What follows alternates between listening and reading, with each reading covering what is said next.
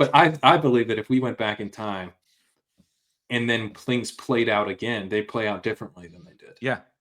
Because I mean, just us going back, butterfly theory and all that, like we disturbed enough molecules that now, the wind blew slightly differently on a deep pass and all that stuff. Guys are in slightly different positions than they were. All of these things are, happening.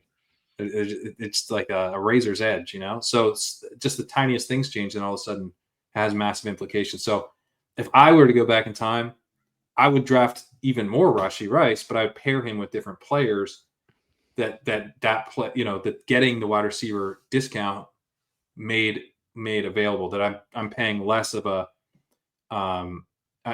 penalty for moving away from wide receiver and taking a running back, because I have this ace up my sleeve with Rashee Rice from a structural perspective. It's best ball Back to the Future. You have the sports almanac, and who wins the World Series, and Rashee Rice wins the World Series, and you're like, okay, I now know that. How do I act on that information? And all I did was say, let's just draft a bunch more wide receivers, and I'm going to create the coolest wide receiver room of all time. When you could make a lot more money with that information, with the sports almanac, in other ways. And I was just like, no, thank you, sir. I'm not interested in those other ways of making money. I'm only going to do it this one.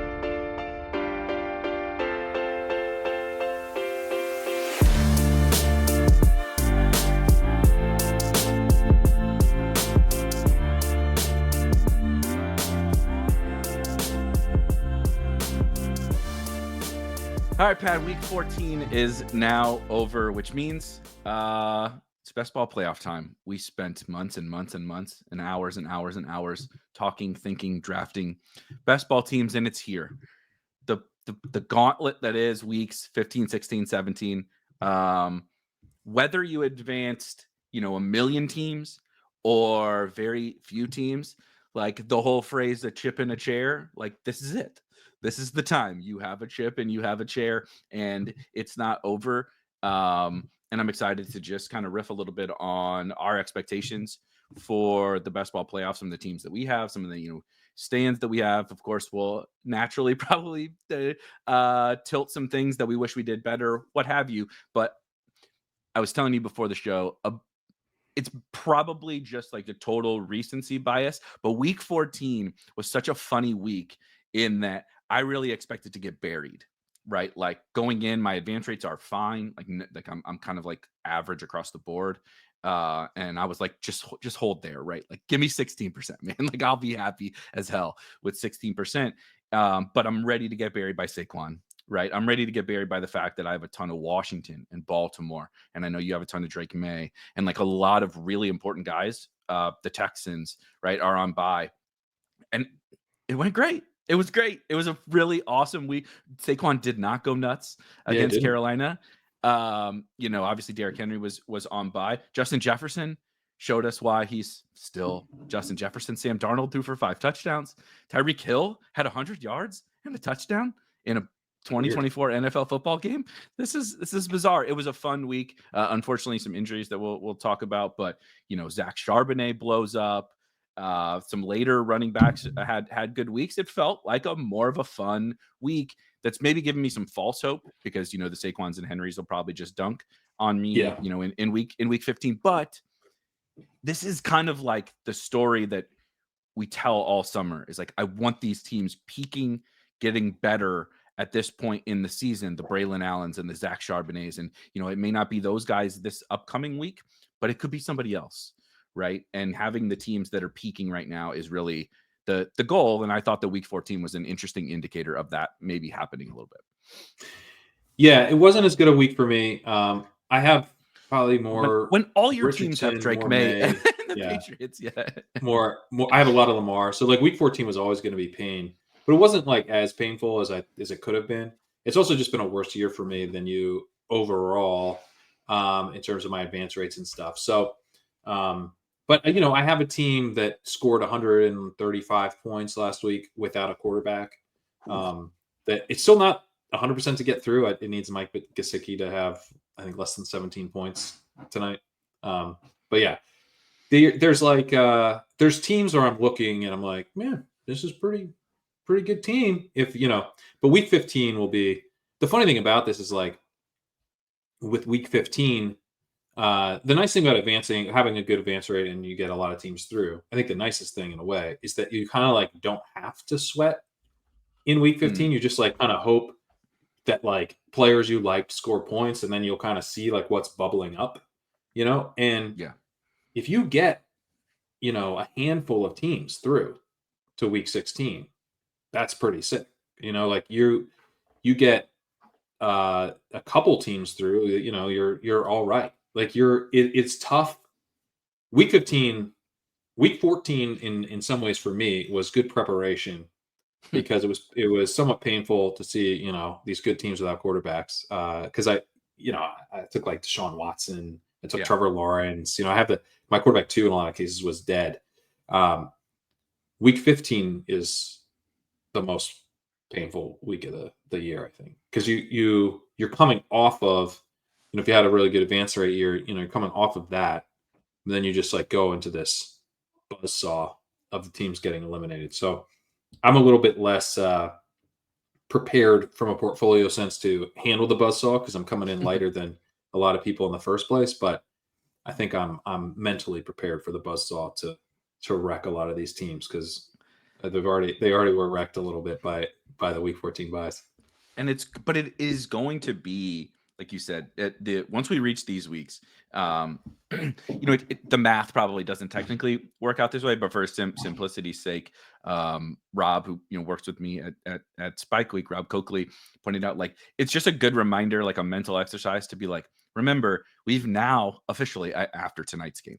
We're recording this on a Monday before the Bengals and the Cowboys play. Once that game is over, we've officially reached the 25% mark of these week 15 is as important as the 14 weeks that preceded it. Exactly. And now it's not as lengthy and it's crazy high variance, and we've reached the second part of the game, and this part is really where the chaos comes in. I mean, there's chaos, of course, with injuries and all that over the course of the regular season. But if you get another, okay, so Saquon's going to be 50+% owned in here, and you could get in pods with minimal Saquon, right? And you have him, and you're like, thank God, right? This happened to be the team with the pod with only 3 Saquon teams, and he has a big game. Awesome, you're looking great. You could get in a pod with 9 Saquon teams, and that's just the variance of it.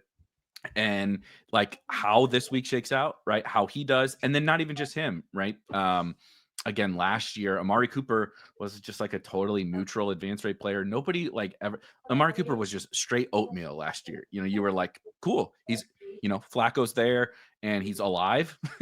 He's like running routes and gonna score fantasy points, but nobody was like, gotta have him. Gotta have Amari Cooper. And then you got to week 16. You pretty much needed to have Amari Cooper, and to a lesser extent, George Pickens, who was playing with Mason Rudolph. His quarterback got benched, right? And he wasn't having a great season. And again, 40 ball. So we've now reached that point where it's going to suck when it doesn't go your way. But when it does go your way, like the results are so binary that if you can just get a handful of teams into week 16, right? Sneak through this week with a couple of teams. I think I had 3 in week 16 last year in Best Ball Mania. And, week 15? Or week 16? Yeah, I got 3 out of week 15. This is just Best Ball Mania into week 16, and then snuck one through to the final, mostly through good luck. But that's it. That's all we're really hoping for at this point. That's it. I mean, I had 6 get through and then snuck one in. You're just hoping for one to the final. And I mean, for me, I'll be rooting for the Ravens, and the Bengals were kind of the teams that like stack wise that kind of hit for me this year. So those teams will be important. Obviously, the Patriots. This would be a great week for Drake May to go absolutely bonkers. To have his Darnold game, he needs to have his Darnold. Drake, if you're listening, that'd be nice. But in a way, you don't want that. You want that to happen in week 16, or you want it to happen in week 17. Right? If you were going to pick one spike week, that's a crazy thing. I mean, like, we want to get there and be live, but when you do get there, you're going to have to beat a bunch of teams. So this is still advance rate stuff. Like, we're still, this is, if you had a chance to pick, I'm going to take like an 8, I'm going to get an 80 from someone. You'd have to put it in week 17. Where now you're like, you just get there and you're basically, I mean, you're not a lock. The rest of your team could score 0, but you're now very likely to win. If you're the only one to get it, right? Like an 18th round 80, no one else drafted. You'd have to put that in week 17 so that now it's just about getting there in the first place, and you're gonna, because if you don't, like, if you get it in week 15, week 16, like, you might not even score. You have to finish high. I know it's flatter this year, but you still have to finish so high to really have it be profitable, or have it be the type of profitable that we want. Last year, the people have heard this. Pat and I notoriously made the same amount of money in Best Ball Mania, despite finishing about 30 places apart. Right. I finished 35th, 36th, and I finished 12th, and we made the same. And I didn't have CeeDee Lamb. I will go to my grave tilting this. Okay, so the people get to hear it one more time, and probably on repeat for the next 3 weeks. I had the best CeeDee Lamb, non-CeeDee Lamb team in Best Ball Mania last year, so that missed sack on Dak what is just on replay in my brain. The Lions missed sack on Dak Prescott, but I pulled up the playoff schedule. So we have week 15, 16, and 17 for all of these matchups, just to have something as a quick frame of reference. And I don't have the week, spoiler alert, I don't have the week 15 schedule memorized just yet. Some of it I know from looking at it or using the tools and such, but I mostly have week 17. I just wanted to hit a couple of things, because you and I are kind of aligned on some of this stuff, particularly the Baltimore schedule. I thought was pretty interesting, because obviously Baltimore is fascinating to me for this like playoff stretch, because you have the 1A 1B quarterback that you would want, whether you prefer Josh, after yesterday people probably prefer Josh Allen with that game, but him and Lamar are very similar in terms of their unmatched ceiling. Nobody else can do what they can do at the quarterback position, but they also have Derrick Henry, right? Who also is like next to he's not Saquon, but in terms of a ceiling game, he's the kind of guy that can do that. And they just so happen, Pat, to play the lowly New York Giants. I know this is rough for me. Needing the Ravens passing game. This is not good. We need the Ravens passing game. Yeah. You and I do, at least. Some other people probably need Derrick Henry, and they're licking their chops. Is there any chance that Drew Lock can not complete 12% of his passes or whatever like he did yesterday and keep us in the game so that Lamar can get some of the touchdowns and not Derrick Henry? It's bad when Tommy DeVito becomes part of the upside case. You're like, please bench Drew Lock for Tommy DeVito. Have we seen Malik Neighbors at quarterback? Is that a thing? Anything. Wandale Robinson Wildcat. We just had the college football conference championship week, and anybody that I've become like a little bit of a fan of Arizona State. They're just a really fun team. They got a super young, fun coach, Kenny Dillingham, some fun young players. But their running back, if you haven't seen, what a name, Cam Scattaboo. Incredible. Ooh. Just incredible name. 0-star. I like the short first name there. With the baller last name. It's great. It's amazing. He is a small is not the right word, short and stout, just a tank of a human being. He was a 0-star recruit who went to Sacramento State out of high school, and is basically the second best running back in college. Well, second or third behind Ashton Jeanty. And I forgot where I was even going to go with this, but it was, he played last year. They had quarterback issues, right? So spoiler, Jaden Daniels leaves your program and you're not very good, and they don't have a good quarterback down the stretch. He was playing quarterback. They were like, what else are we going to do? And I'm like, we've reached that level with the Giants. I'm just like, I don't know. Tyrone Tracy played wide receiver and running back. Give him a try at quarterback, because it can't be worse than what we're seeing with Drew Lock. No, it's been, his efficiency heading into last week was worse than DeVito's, and I haven't looked at it yet this week, but I'm sure it didn't get any better. He started like 3 for 19 or something. It was, I'm exaggerating, I think, but it wasn't that far. It wasn't that Kamara not totally nuking was kind of nuts too. Yeah, I played him in DFS, and that was really frustrating. Yeah. I finally got on board. I played a Barkley lineup, I played a Kamara lineup. I think I had 2 Kamara lineups. But that's an interesting game. Frankly, New Orleans is kind of now. Derek Carr did, for anybody that is listening to this and didn't see, broke his non-throwing hand and looks like he's going to be out for the rest of the season. So we're gonna get my guy Jake Haener, I think, here down the stretch for the Saints, which is not great unless they go to Rattler, which Haener came in when Carr got hurt in this game this week.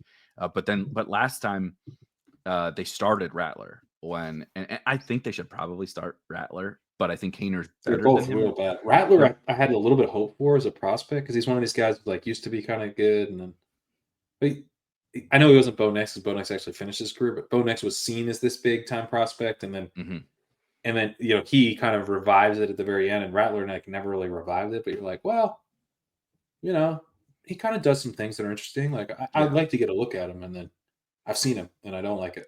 It's rough. It's rough. That being said, I actually wanted to ask you. We're going to bounce around on the show. On the show, we're even going to talk a little playoff best ball. First time ever that Legendary Sickos hasn't been very well structured.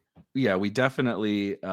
This is a unique format of us rambling, particularly me and us bouncing around different subjects.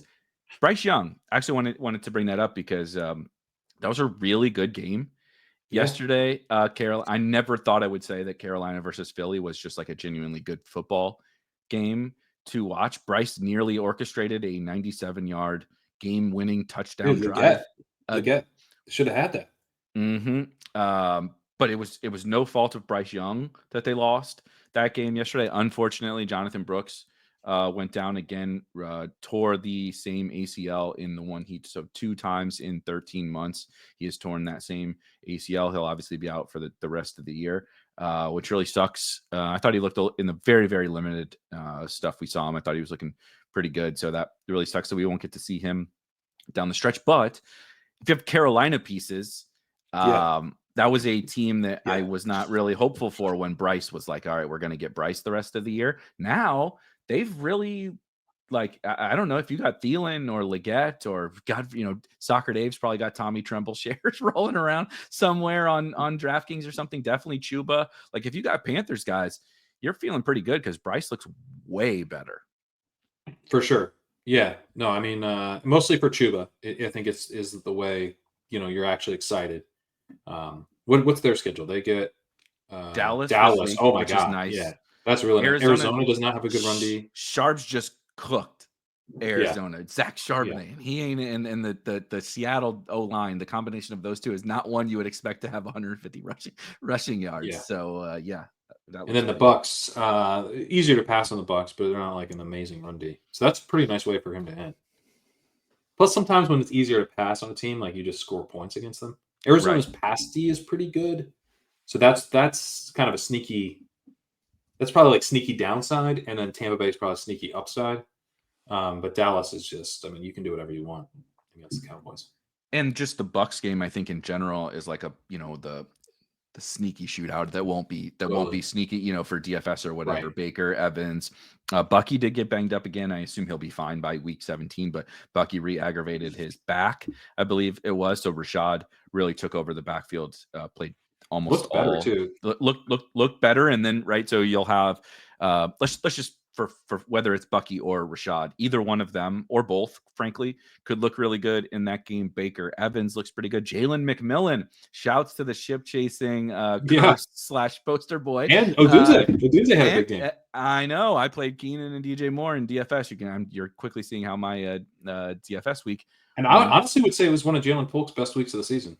Yeah, agreed. Exactly. Dylan Lobby and Jalen Polk both having better weeks than their average than their average week. Yeah. But McMillan actually, like, it's funny. The McMillan game, I think, is a good one for this time of year where you're just like, preseason we were excited about McMillan. Godwin goes down, you're excited about McMillan, but then it's just he hasn't done anything in the absence of Chris Godwin in that. But then in week 14, you get the big game, and you're like, okay, they're another team with a nice schedule, if I recall. Obviously, Carolina in week 17, but the Chargers is fine, and Dallas is a great matchup. Sick. Carolina at the end. I mean, Bucky could be the guy. You might just need Bucky in week 17. Like, come on. Let's assume Bucky is healthy, where would you rank, or how would you? Let's put together like a little bit of a guys you need, like guys we want. like guys that we would like project to be the guys you need, not including right. I think everybody understands that Saquon, the league winners, if you will, are going to be somewhere on that list, but the maybe nondescript, right? The Buckies, the later round picks that like, man, if I show up and like maybe I have Saquon on that team, right? Who do I want to have along with the league winners? I think Bucky is a good one. And Mike Evans. I'm going to keep singing the praises of Mike Evans on that same team, that same Bucks team. I think Bucky, if he's right against the Panthers in Week 17, almost like even better if they're pushing back. Like, let's keep that game competitive. Let's keep it high scoring. He'd be very high because he's not going to have like this insane advance rate. No, because it took a minute, and it wasn't always super consistent. But he's going to be, he could easily be one of the guys you need. If he hadn't gotten banged up, he would be like who is this year's Rashad Penny. I think it would be Bucky, but the tweak this week hurt a little bit. Rashad Penny, yeah, or last year's Chuba. He's kind of this year's version of last year's Chuba. Yeah. Mm-hmm. Yeah. No, he's very high on the list of potential guys you need for the whole playoffs too. I mean, he could be. Yeah. He could honestly be chalk. He could be like he could be kind of like CD and Amon-Ra last year, where they were like chalk in the final, but then you still needed them. Yeah. Yes. That's an interesting one where there are leverage points or whatever. We do all the same catchphrases like leverage and like Sims and all that we say all the catchwords because we sound really smart when we say that stuff. But there are sometimes guys like that who are popular in the final, like you said, they're chalk from a raw ownership perspective relative to right. He's 35% compared to the other running backs, and it's like, yeah, just still give it to me. Like this isn't a case of the 60% owned tight end, or remember the year Mark Andrews just went absolutely nuts down the stretch. It was like, yeah, I kind of don't want that. I kind of don't want the 60% owned 5th round tight end or whatever, but the 35% owned superstar rookie running back against the Panthers, who was a 15th round pick, like, yeah, like that's probably under owned. He's probably not. It's not as high as he should be. Yeah, I also think like, because he's cheap and you don't start every player, like you would get if we were drafting the player plus you get their draft capital along with it. So like 15th or 14th round Bucky, let's say, versus like 2nd round Saquon, like that's because it's like I potentially get a big running back score out of my 15th round pick. And if I don't, I'll still get to draft someone else with 2nd round draft capital from this pool. Right. So give me Nico. Give me Nico Collins in the 2nd round with Bucky Irving all day, every day. Here's a question I asked yesterday. So to be clear, I'm operating on a lot of caffeine. We had a little Sunday fun day yesterday, and I'm getting older, Pat, is what I'm learning about myself. I didn't sleep Friday or Saturday night because I've got an 8-month-old who's not sleeping, and and I took the weekend shift of just getting her back down constantly. And then I got a flu shot yesterday. Oh, God. Because I'm going home for so anyway, I feel absolutely horrendous. Although I did get a good night's sleep last night, so I got nice 8 hours. Woke up feeling like mild flu, but honestly, I feel much better today than I did yesterday or the day before. Sleep. This is no joke. I know you do a DFS show with Neil, our good friend Neil Orfield, and I do a show every Sunday morning with Neil. And I told him, I was like, all right, I'm just full disclosure, I'm stacking Caleb Williams, okay, on this slate. But I'm a huge St. Louis Billikens basketball fan. We got season tickets. They played at 2:00 against a terrible, this was a easy win against Chicago State. It sounds like a fit, right? If they made a basketball movie, that was Chicago State. We and some buddies. Chicago State sounds actually crazy made up. It's not a state. No, what do you mean? That's my favorite. That's easily one of my favorite things about colleges is they just use it's like what we do with basketball, right? We just, like I said, we toss the keywords together. Like if I say something about leverage and expected value, like I sound really smart, even if none of it made any sense. That's like, let's toss Chicago, also not the capital of the state either. So at least you could be like, you could. There are state schools that are named after a city. So it's not, but for some reason it just strikes me. But why is that a thing? I don't know. That doesn't make any sense. Chicago State. Chicago is not. It's not a state. It's not Illinois a State. Okay, cool. Illinois State. Michigan Illinois, State. you are Great. a state. Yeah. No. What? It's Ohio State. Perfect. Somebody that knows this and has been in education or something is gonna maybe leave a comment or something, because I would like to learn But this. I feel like I was thinking, like, would there be a San Diego State? I feel like there would. There is San Diego State. Yeah, it's just San Diego State. They're actually very good at basketball. Yeah, so that but for some reason San Diego State, great. That sounds like a real school. Chicago State. Chicago State sounds like the next Friday Night Lights, the college version or whatever, is going to be at Chicago State, like totally made up, totally fake made up school. So that's who St. Louis played yesterday. But we went and watched a little bit of the St. early Louis games. State, right? No St. Louis No. State. Well, no, of course not. That also would sound very made up. St. Louis State, it would be the most made up school of all time, 100%. Also, St. Louis just not big enough for. We've got enough schools. There are way too many colleges for a small metropolitan area. But anyway, go to. They played at 2:00 yesterday. I'm like, we're gonna go. We're gonna watch some shitty college basketball. Drink some overpriced beers. It was beautiful outside. We're gonna go and get out, touch some grass. So the next person that accuses us of not touching grass, I touched some grass yesterday, and we're gonna watch the games on our phone, because I don't want to watch full big screen Caleb Williams just lose me a whole bunch of money if I was playing Caleb DJ Moore stacks. And naturally, the 49ers, as they're circling the drain and the season is over and they're playing Patrick Taylor at running back, they beat the living shit out of the Bears. Big board teams are live, baby. It's get ready to learn week 17 big board Izzy Abanikanda. Yeah. Because now Garendo playing running back for the San Francisco 49ers is a curse. I would never. Why would anyone ever want to go play running back for the 49ers? They all get hurt. Dude, once Keyshawn Vaughn and Patrick Taylor are out, Izzy's gonna fucking cook. All right, he's gonna be active. We've learned. Okay, Garendo sprained his foot, so we've made it onto the game day active roster. Now we got to get off the kick return team and on to the offense.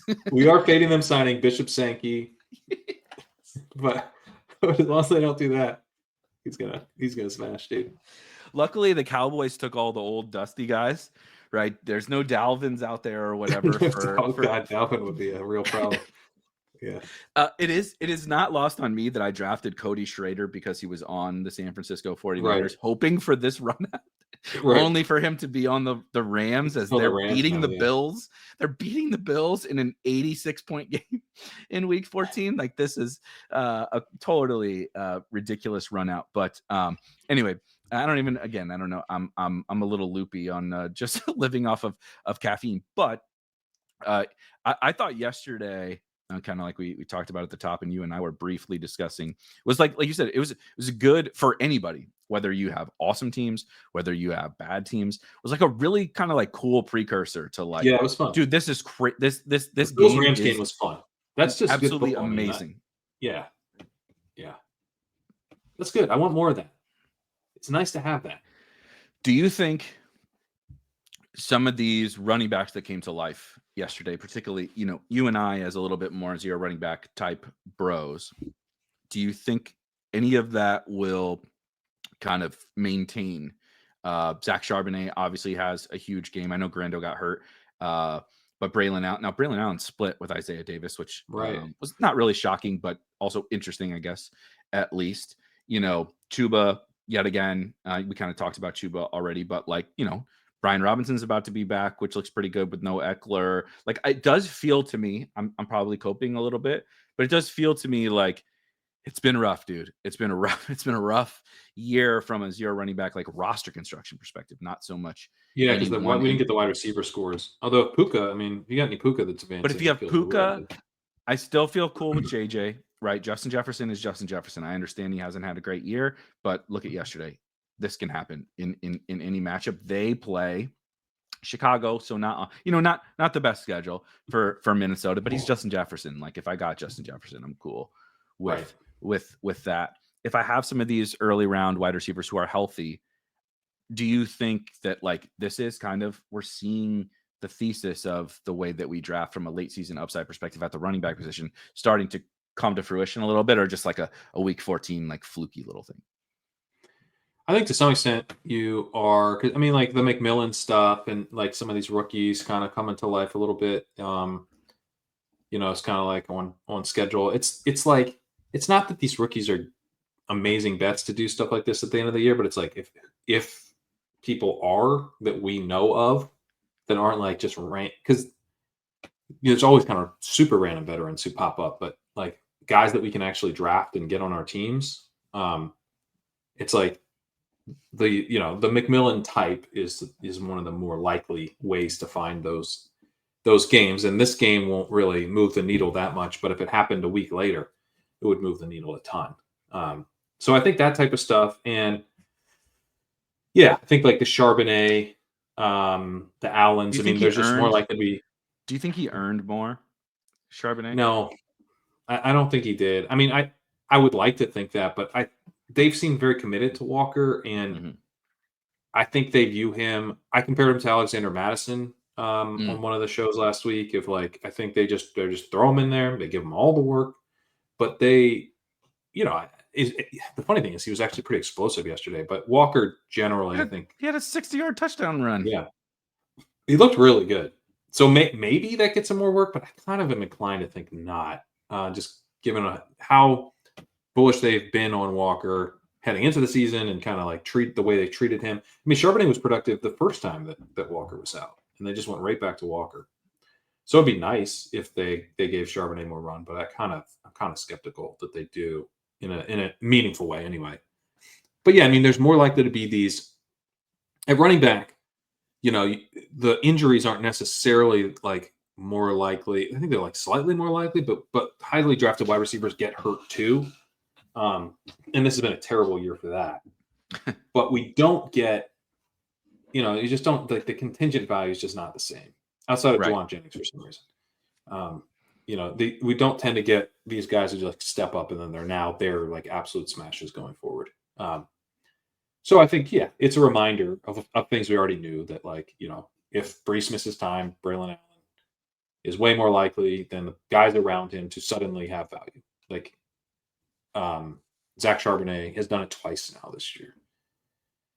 But yeah, I mean, it's tough because the wide receivers got like a lot of the high end wide receivers this year, and not just the highly drafted wide receivers, but like, Rashee Rice has been a big hole in my portfolio. And he was going to score a ton of points at a cheap cost relatively, and it missed most of the season. We just like had a lot of wide receivers go down, so it's hard to. Now, a lot of the early round running backs were underdrafted. I'm not trying to say it was like, oh, we should have just ignored the running backs and we would have been fine if the wide receivers didn't get hurt. I think we do have a lesson of like running back twos have been long overdrafted, but this year you had a chance to actually get running back ones at a discount. I was kind of skeptical they would be running back ones, but not like that skeptical. Like I was like, Joe Mixon seems kind of underpriced to me, but it didn't feel like a priority to get him. It clearly should have been. I'm kind of annoyed with myself for like not treating any of those guys like a priority, like Jacobs or Mixon or Henry or, Barkley was more expensive. Walker that we were just Walker. Yeah. Walker, Cook. I didn't really treat any. I mean, Cook would have not really been that great of a pick, but I just didn't really like prioritize any of the guys in that range or prioritize making those picks a big part of what I was doing. And there's running back ones in there. Like that I think is, we haven't really had a chance to get like running back ones in the 5, 6, the 5th or 6th round, which we did this year with Mixon. And then obviously Kamara. So this excludes Kamara, who was like a particularly kind of like over the hill volume based dude who obviously was a smash pick, but Jacobs and Mixon are kind of they're young. They're not young, but they're younger. In pretty good offenses that we were excited about. So that's, I think, one of the lessons for me is that, and probably one that we can't apply directly to next year because we're not going to get the same pricing. But if wide receivers smash and we get a chance to take guys that like have reasonably good shots of being running back ones in like the 5th and 6th and 7th and sometimes 8th with Kamara, I need to be way more. I need to shift to that and then like prioritize it. Not be like, I'm now open to taking these guys, but being like, these dudes are now a big part of what I should be doing. But the existence of those values also makes me a little bit nervous about what the next 3 weeks looks like, because who are the wide receivers that are going to smash for us? Is it Puka? Is it Nico? Puka, Nico, Evans. Yeah, we need some wide receivers to step up, which Puka obviously did last week. But Terry can. I don't want to like bank on, like, I would rather bank on Nico Collins than Terry McLaurin, but Terry McLaurin has the the opportunity, the talent, the offense. 2 months ago, I would have said Jaden Reed, and he's been on a milk carton. Never any more on a milk carton than this past week with a stone 0 in a game when they scored a lot of points. 0 fantasy points for Jaden Reed. Yeah, I think that is it's, I don't even know so much a lesson with kind of the air quotes elite wide receivers. Several got hurt, which is just, it's going to happen. Guys are going to get hurt. I'm not that worried about that of all positions. Guys are going to get hurt. But it is a reminder that with the rising wide receiver prices, I think the combination of these two, what you just said, and the juice starts to dry up a lot quicker now at wide receiver. And just there's this delicate balance of the avalanche that we talk about over the course of summer. Like, I don't want to get buried by the avalanche by taking too many detours on these running backs, the Mixons, the Henrys, the whoever's, and then end up with, you'd feel fine with Cortland Sutton, wide receiver 2, right? But you feel great. But it's easy to say that now. Last year, so 2023, if you said the same thing about Bateman or Treylon Burks or JSN or whatever, but you could have Myers. There were guys going after. But Myers is also like floor, like Jacoby Myers is like totally fine, but I'm not going into BBM and being like, this is the dude that's going to win it all for me. I'm just like, be my wide receiver 3 and everybody else gets home. But he could be in a way that we sometimes think about running backs, where like, just fill my running back 2 spot and I'm going to get ceiling from the other guys. That's what Jacoby Myers is to me. I wish I had a lot more Jacoby Myers. I'm not, this is not me saying like he's bad, but I'm just saying he's like if he scores a touchdown, amazing, but he's probably like my floor wide receiver 3, and that helps he's facilitating the rest of the lineup, like holding it, like standing there doing his job, while everybody else needs to be the ones that like actually win it for you. You know what I mean? Like, right. He's snapping the ball and like standing there, doing this. Yeah. Right. And everybody else, Mahomes is making the play. Lamar is the one making the play and scoring the touchdown. But this kind of combination of, there's going to be misses, there's going to be injuries, and the way wide receivers have become priced, which I still think is fine, does create those gaps. My biggest regret is kind of along the lines that you said. I would take it a step further in that I was willing to like kind of make concessions for a couple of these guys, mainly Joe Mixon. Which it's one of those, you're like, I'm happy I did that. That was good. Yeah. Good job, dude. Good and Mixon was not a fade for me, but I'm like, why couldn't he been a target? Why exactly? Why was that not on the table for you? And then I didn't take it the next step and say, okay, you're willing to make concessions for this guy, and it was smart, right? I think it was good. That was good process. But you didn't then go down the line and say, well, clearly you're willing to make concessions for a reason. A, that probably means like maybe he should be a priority. And then B, it means, what about all these other guys who are like the same goddamn thing as Joe Mixon?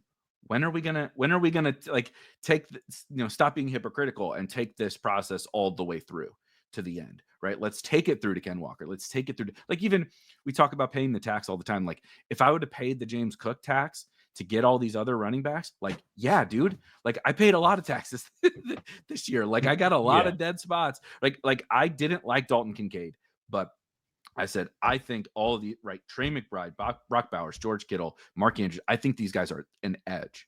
I believe that they are an edge. So I'm not going to be so stubborn as to say, well, I know better exactly which ones. I'm gonna now. Kincaid is my lowest drafted elite tight end, but I'm not going to say no to that. Right. And I did that. I did that stubborn shit with the running back thing. I was like, well, I'll make concessions for Mixon, and I like James Conner, right? I like Aaron Jones, but Kamara, gross, right? Like, Yeah. Josh Jacobs. No, absolutely not. I'm not making concessions for that. And I just need to be better from a consistency perspective. Yeah, I think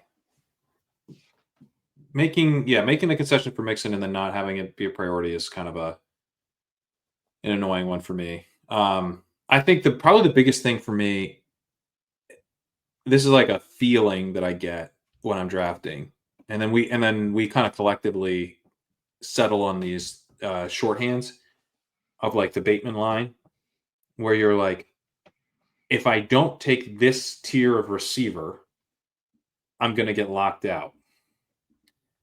I increasingly think that's usually a trap. Yeah. And that when we find those spots, we should be pivoting away from doing our own advice, right? Like, because that's like a recipe for taking a play. That's a recipe for overdrafting a player. If you're like saying, it's different, right? It's different to say, I'm taking Jamar Chase or Amon-Ra in the first round because although I like Bijan, I'm going to get behind at receiver if I don't take these receivers early. So I'm going to prioritize the elite receivers, and then I'm going to take a Nico over Saquon. I'm going to take Chris Olave, uh, uh, which we don't love, but like guys that we're actually excited about, and I'm going to stay ahead of, like, truly stay ahead of the Avalanche because I have like elites at the position that I think is going to dry up later.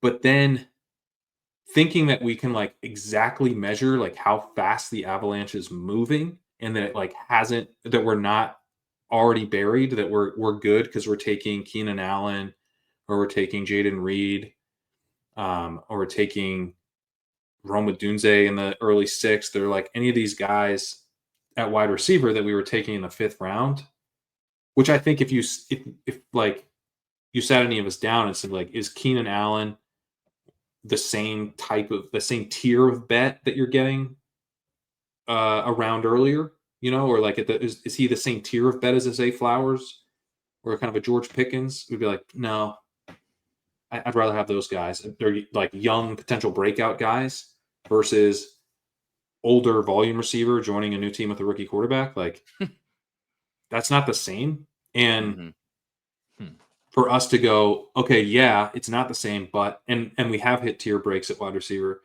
but we have to still take the wide receivers because otherwise we'll get locked out and we'll end up with like, whatever felt gross to us at the time that wasn't ultimately really that gross. I just think that's probably where the trap is that like get out in front of the Avalanche from the jump, but then maybe you do go like wide receiver, and then take like 4 running backs and go hyper fragile that way.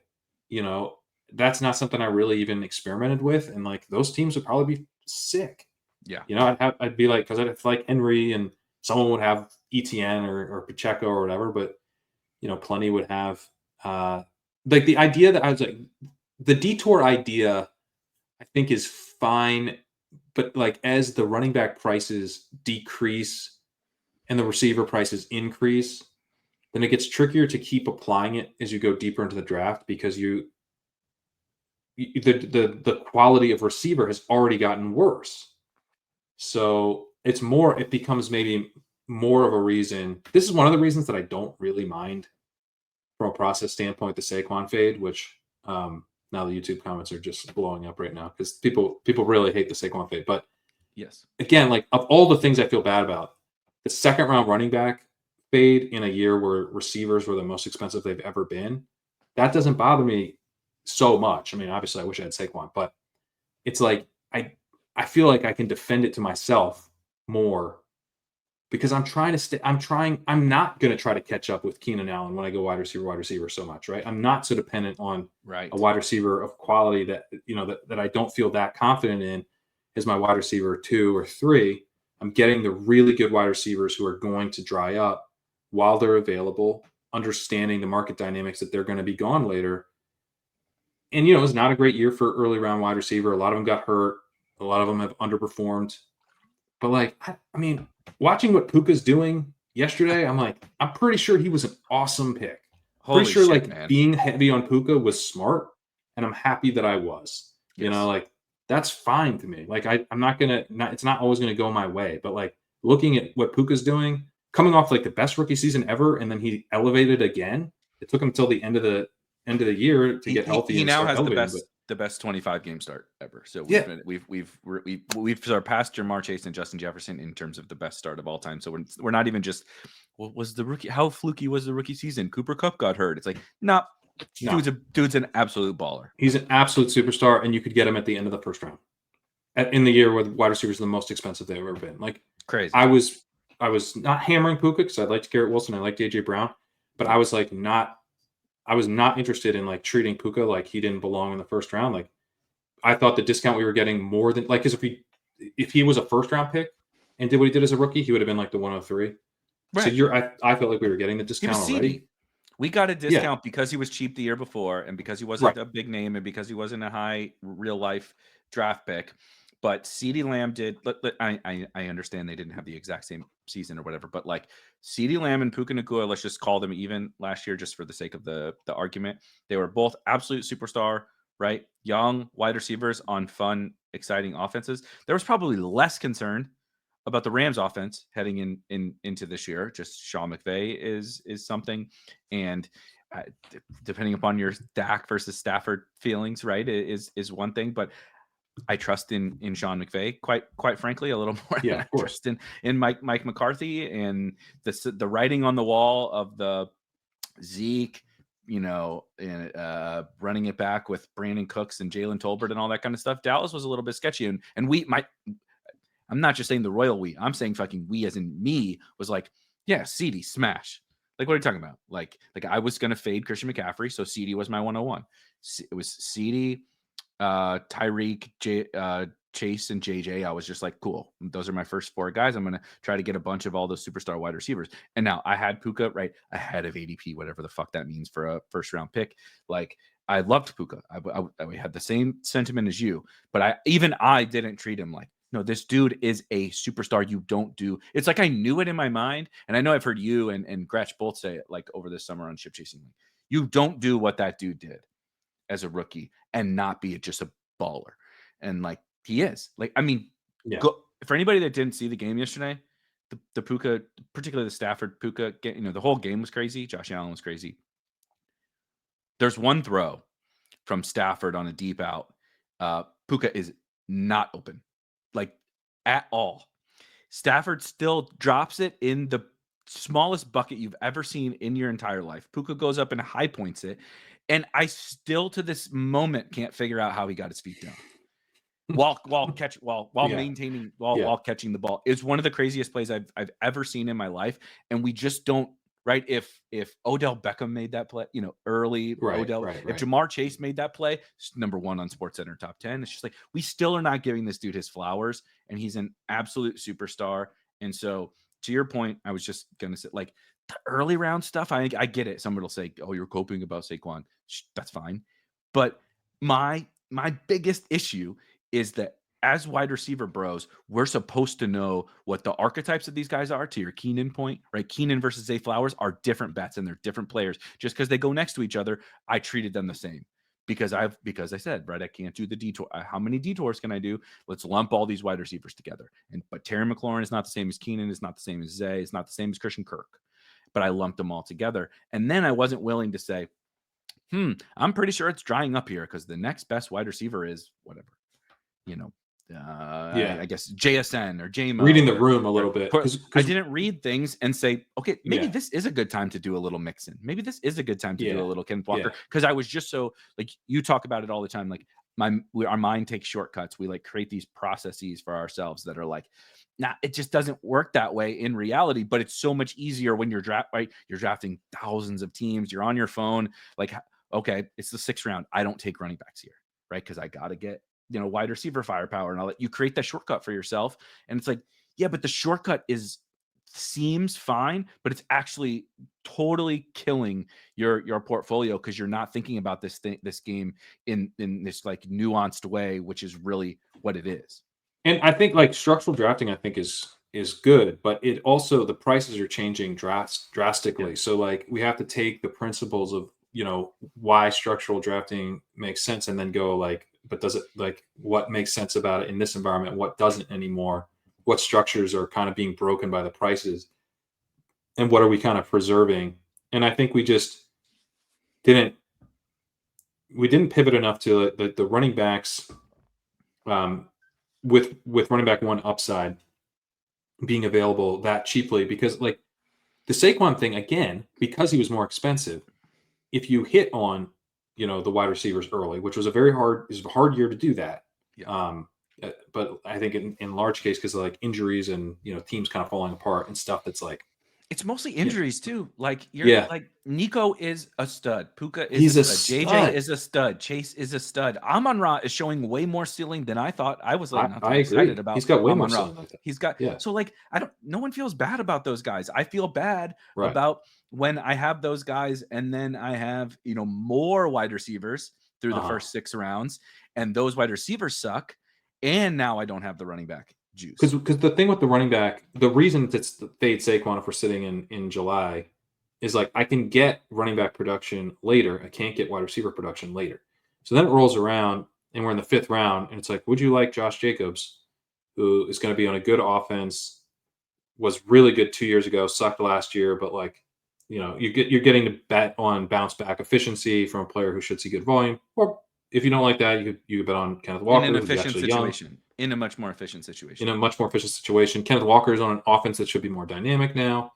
Maybe they throw it him a little bit more. Great breakaway runner. You got Joe Mixon sitting there later. Um, there's a chance Mixon will come back to you in the 6th, frankly.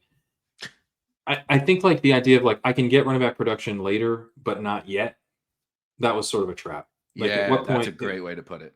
you know, it was Or later. It was later or earlier than we thought. yeah, I can get running back production later, and I can't get wide receiver production later, but not yet for running backs, and the wide receiver production hasn't run out yet.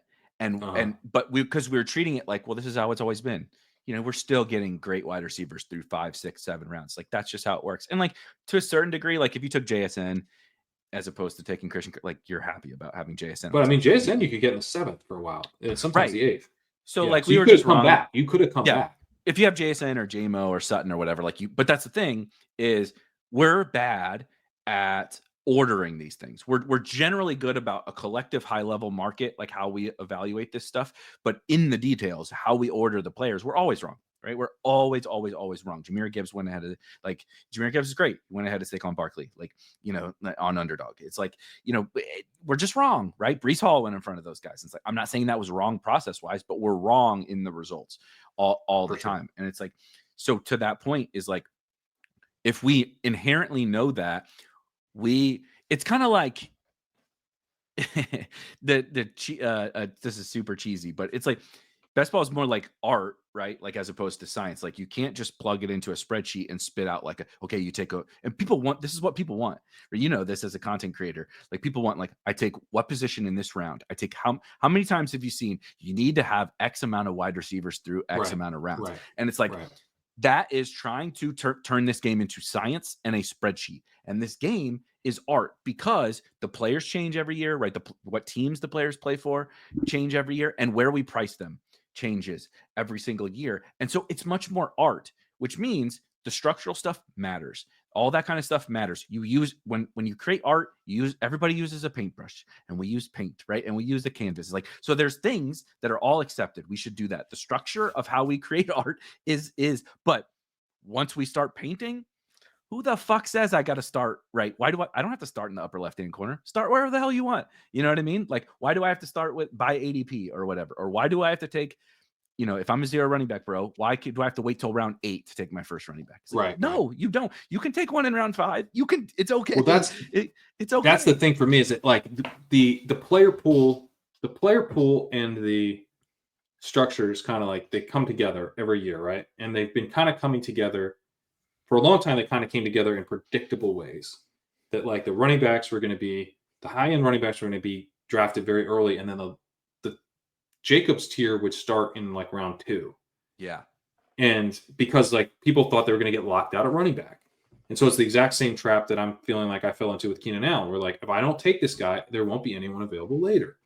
It's like, well, the problem with that is that you just took a worse player than the wide receiver that was available, who's actually sick, and you can find running back production later. It takes a little bit of a leap of faith with these guys, but there's a way to do it. Zero running back, all of that. And now we're kind of like every year is changing more than we're used to with in groups where the running backs are slotting in, where the wide receivers are slotting in, like all of that. It's kind of all shifting around. The quarterbacks are coming up and then they come back down. The tight ends, fell in a big way this year. They were expensive a couple years ago. Like it's all kind of like moving around. And so like it's getting more and more difficult to lean on kind of the lessons of like by round 5, do this, by round 7, do this, by round 10, do this. That type of stuff is going to become increasingly noisy because it's based on an environment that's like going to be different. I think next year's landscape will look pretty different. I think the running backs are going to come up. I think it's going to be but who knows? Like maybe tight end will be wildly different. I could see like Bowers and McBride being really high and like lots of guys, but feeling really good about like round 9. Andrews seems interesting to me. It's going to start earlier. Andrews.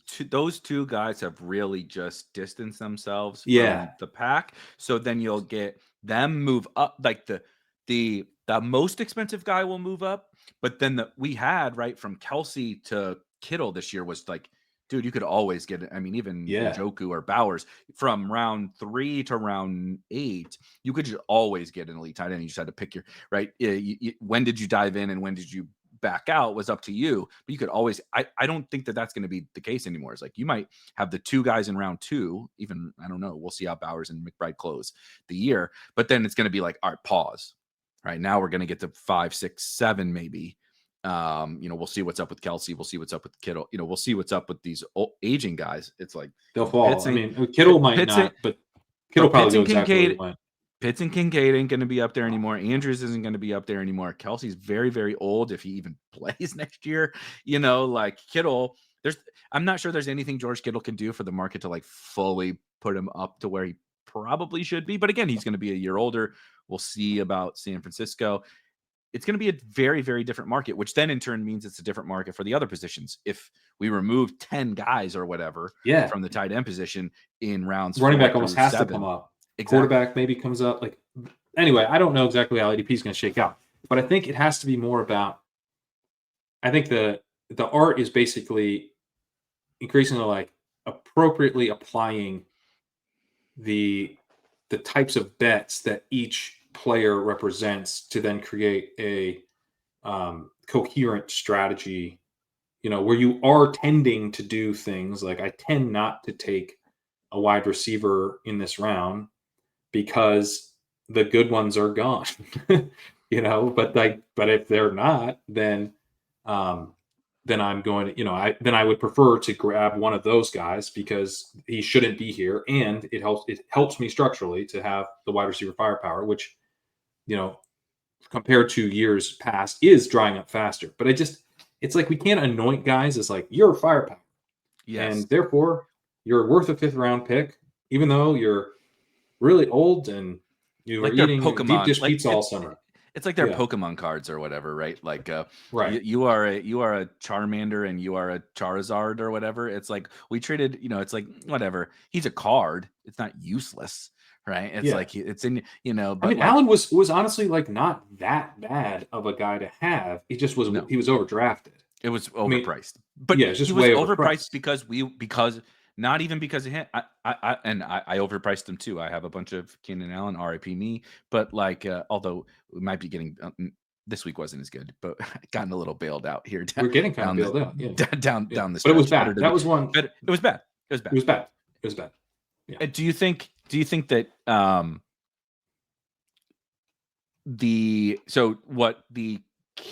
not caveat, but I just want to talk about JSN super, and I guess JMO to a lesser extent. We spent a good chunk of time actually talking about them over the summer, where they could be the guys that like they're the perfect fit for everything that we're talking about here. Is like, why can you dip out on the Keenan range and the Christian? Like, it wasn't just them either. Addison was there.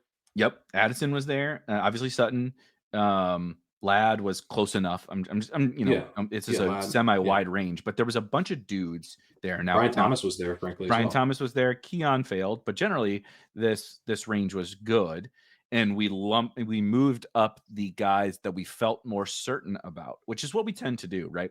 We pay a premium for less unknowns and a longer track record, like a Keenan Allen. Whereas Jackson Smith and Jigba, despite the fact that everyone with a prospect bro card has been clamoring for this dude. He has a couple disappointing seasons that now we're out, right? Jameson Williams, he's immature, he's getting suspended, he's a deep threat, blah blah blah, and so we're not ready to give up. So they go in the 7th or whatever, but we're not ready to buy in. And it's like, I'm not saying that that's wrong, like the market dynamics are wrong, but again, if we played that correctly, and I'm not saying we played it wrong totally. I actually have a good amount of JSN and JMO and Ladd and those guys. Like, thank God, thank God. But if we had really taken it one step further and said, I can do Jacobs, like I could do like Jacobs Mixon, and then come back and still get JSN and Ladd McConkey on this team as like wide receivers 4-5 or whatever. It like you could build just absolute monsters if you just read the room a little bit. I mean, read the room like as in the market and said like, well, JSN, it's thinner than Keenan Allen and then Christian Kirk or whatever, but arguably has more ceiling, certainly than Christian Kirk. We can debate, I guess, Keenan, but like definitely has more upside than these guys. But we're just like, yeah, but I know what Keenan is and I know what Christian Kirk is. Right. And there's much more bust potential with the JSNs and the JMOs, but like, that might be the thing we should play into, especially when it's going to give us these we're talking about capitalizing on these running back discounts. Now I can have my cake and eat it too. I can get the same wide receiver juice with way more running back juice and like kind of capitalize on all the best of both worlds. Yeah. And it'll be different next year, but I think to me, the key is like I like your point of not overpaying for the certainty of kind of the range of outcomes on the it's the Christian wide Kirk receivers and Keenan. The Christian Kirk yeah. and Keenan. Yeah. Kirk is a great example. I know exactly what I'm getting. Yep. Comfy, plug him in. I'll get some good weeks. Not going to be an absolute smash for me, but I'm gonna be better off. I'll be able to pair him with the spike weeks I'm getting early, and then he's going to be someone that helps round out this team. The problem is just too expensive. I don't think actually anything's wrong with that idea, but like I'm essentially describing Jacoby Myers. I was just going to say, you just paid a 4th round price for Jacoby Myers. Right. So I just want to really avoid paying a 4th round price for Jacoby Myers again, because that's bad. So it's not great. It's not great. It really is not great. It's not. It feels worse when they get hurt, but even still, it's not really awesome. I mean, he's not even the 3rd best pass catcher on. I guess he is the 3rd best pass catcher on his own team, and they're not good. He's the 3rd best pass catcher on a below average offense. if you're making the Kirk upside cases that Thomas was a kind of a boom bust prospect, bet on sort of speed and stuff, and not particularly polished. Yeah. Apparently didn't speak in the entire training camp. They're just like, we asked him to do stuff. He does it right, but he never asks us any questions or does it. Apparently that just means he's just like really on top of it. It was actually very bullish, but and Engram's not good. Kirk could have been in a world, not this world or many others, but you could talk yourself into Kirk being the best. There's somewhere in the multiverse. Right. There's somewhere in the multiverse. There's some Stan Lee movie where he is actually awesome. But even then he's like Cortland Sutton. Right. So like, I just think he was clearly overpriced. He's just JSN. In that world, he's just JSN. Yeah, he's JSN. Yeah. So yeah, that's the one where like I don't think using structural arguments to like talk yourself into worse players is bad. And I definitely did some of that this summer. I really like not to do that again. And I don't know exactly how the ADP is going to shake out. But I think that's like the tool that I'm going to be using. Like, at what point am I saying, I actually have to do that? The market's telling me I have to do this. And it's okay that I do it, because if I don't do it, things get even worse for me. I mean, that's like, what's the word for that? That's like coercion. Mm. The market's coercing me. That is good. Yeah, I don't want to be coerced. That's not. I'm going to build the best team in the tournament by getting boxed into something that I didn't want to do. I got coerced into a lot of shit this year, and so this is what I was gonna to piggyback on this. On one hand, my brain is in a pretzel. On one hand, I think I've made great steps this year process wise into identifying the things I think are edges, particularly market dynamics. I'm not saying I was right about all those, but I'm saying once I've identified what my edge is, I think this is like I think I just realized like what this game really is, and it's like whatever my edge is, we all kind of disagree on what that edge is. Once I've established, here's my 3, 4, 5 edges. All right, we're gonna hammer those, and then I'm not gonna try to pretend like I know that right answer to every 1v1 or Exactly. every, you know what I mean? So like I said, I genuinely did not like Dalton Kincaid relative to the other elite tight ends. I think he was a fine bet, but he was my least favorite of the elite tight end bets. Historically, I would have said, I know better. Not only do I know that elite tight end is good, I know which elite tight ends are good. Right. And so I think I did that decently well as well. Where I didn't go too. I did more Andrews than the other guys. Yeah, me too. That wasn't like McBride, not the total exclusion of Kincaid and all that. I feel maybe I'm just speaking because that was one that worked out for me. It was McBride, Andrews is whatever, but it was McBride, Andrews, and it was Bowers for me. That were the guys. So like Bowers was a target for sure, and Kittle. So like when it comes through, when you do actually like you did know better, it does feel a little bit better. Yeah. But the flip side is kind of some of the stuff that you were talking about, where on one hand, that process I think made me a better player and made my portfolio much better, because if I don't need to hit on 20 things, I only need to hit on 3. And once I hit on those 3, I kind of just let the chips fall where they may and let the season, let the chaos of the season decide it all for me, as opposed to me having to hit, I don't want to hit a mega, the parlay is already absurd. We have to hit to win in best ball. I just want to hit a couple of things and then be like, all right, I was right about what the edge was. Let's see what happens. But the flip side of that is I definitely didn't think Christian Kirk was an edge, but I also wasn't just like, LOL, 4th round pick Christian Kirk. What are we doing? Right.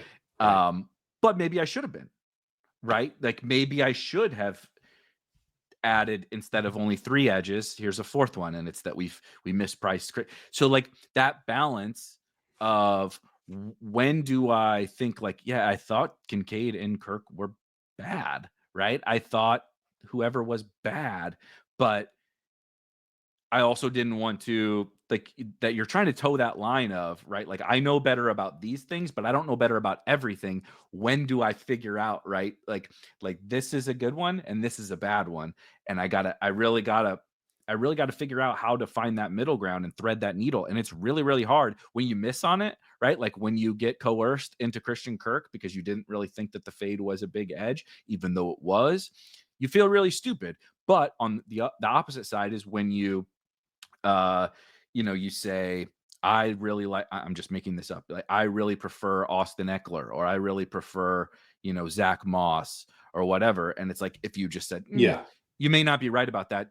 Try to make sure you take your B-Rob and your Chase Brown too. It's like, well, that's a fucking home run, right? Like if you were flat with Chuba, if you were flat with Chuba or Bucky, like that this is Bucky to me. I actually didn't really like Bucky, like as a prospect. I'm white flag has been waved. Okay. Like I'll hold my L, but I was not so stubborn as to say, I definitely know that he sucks. I was like, I actually have like well overweight Bucky across all the sites. It's like, that was great. Good job, dude. You did a good job there. But other spots, right? You didn't do such a good job. So like, I don't know what the right answer is, but I know that that's like the defining thing of the game, is when to admit you don't know and when to figure out you do know. Yeah. No, I think that's right. Cause you don't want to go, because part of it with Kirk is that every time something's so Kirk wasn't an edge, but every time something's not an edge doesn't mean fading it is an edge. Exactly. And so you can't just go, oh, Kirk wasn't an edge, so therefore fading it was an edge. But Kirk wasn't an edge. I think we all kind of felt like Kirk himself, the availability, let me put this, the availability of Christian Kirk in the 4th round, I don't think anyone really felt like was an edge. It was that like building with a Christian Kirk type so as to not get locked out of wide receiver was an edge. Yeah. But that's, I guess I want to kind of break those out going forward and go, is the availability of this player in this round, regardless of kind of what else is happening, in edge. You know, it can't just be because of what will happen later. Like, is he priced well for what you're getting in terms of production and range of outcomes? And he wasn't. So then, therefore, okay, that's okay. What is that? Now, you could then say, I'm going to take more big swings on guys. Like, I didn't love George Pickens. I eventually kind of got a little bit around on George Pickens. I didn't want to be locked out on a profile that I did think had upside. I got some Pickens.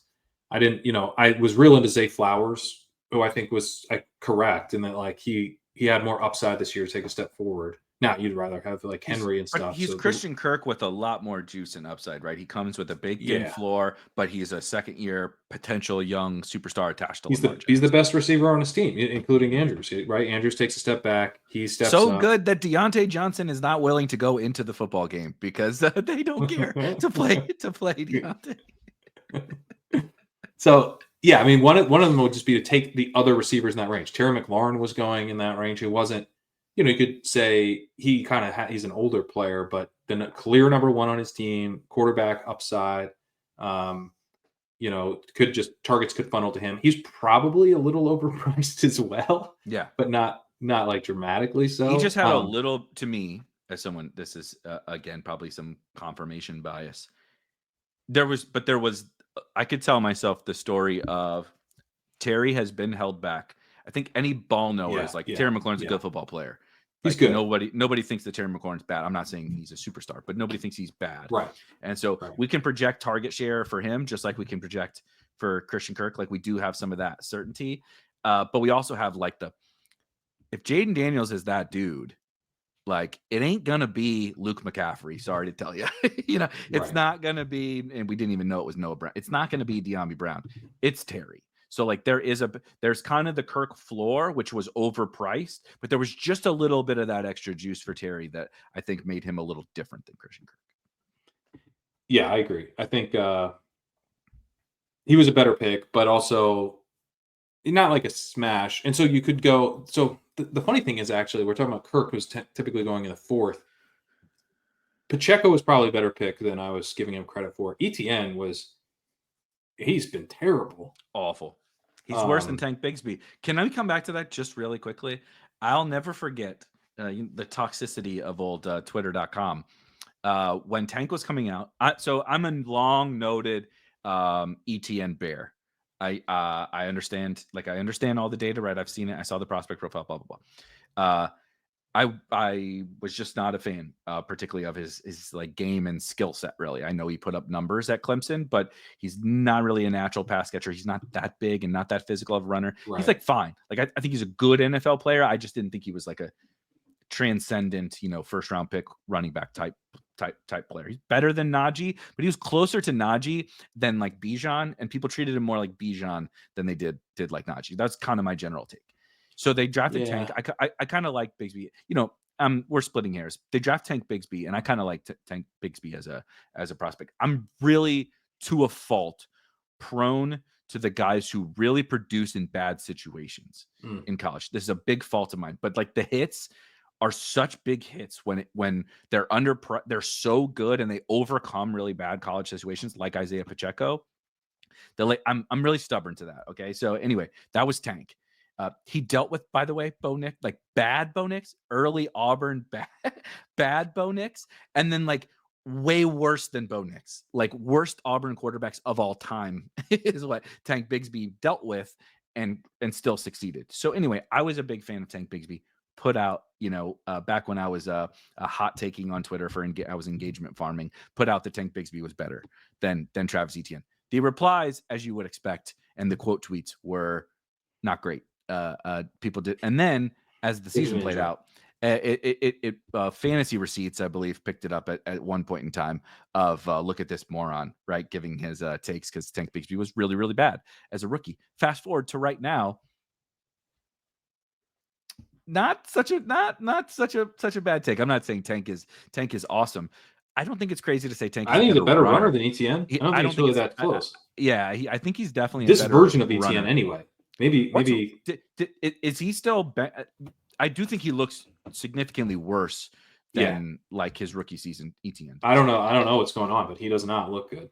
So, but I guess you would have paid an Etienne tax for the knowledge of, hey man, these wide receivers are starting to dry up now. Maybe pivot to the last upside profiles and then start taking running backs. And I think you take the Pacheco injury, you take the Etienne's actually not very good. You take the, you get Jacobs there. Who else was going? There's someone else going in that range. I feel like Kenneth Walker. But like you'd be happy to have a bunch of those guys.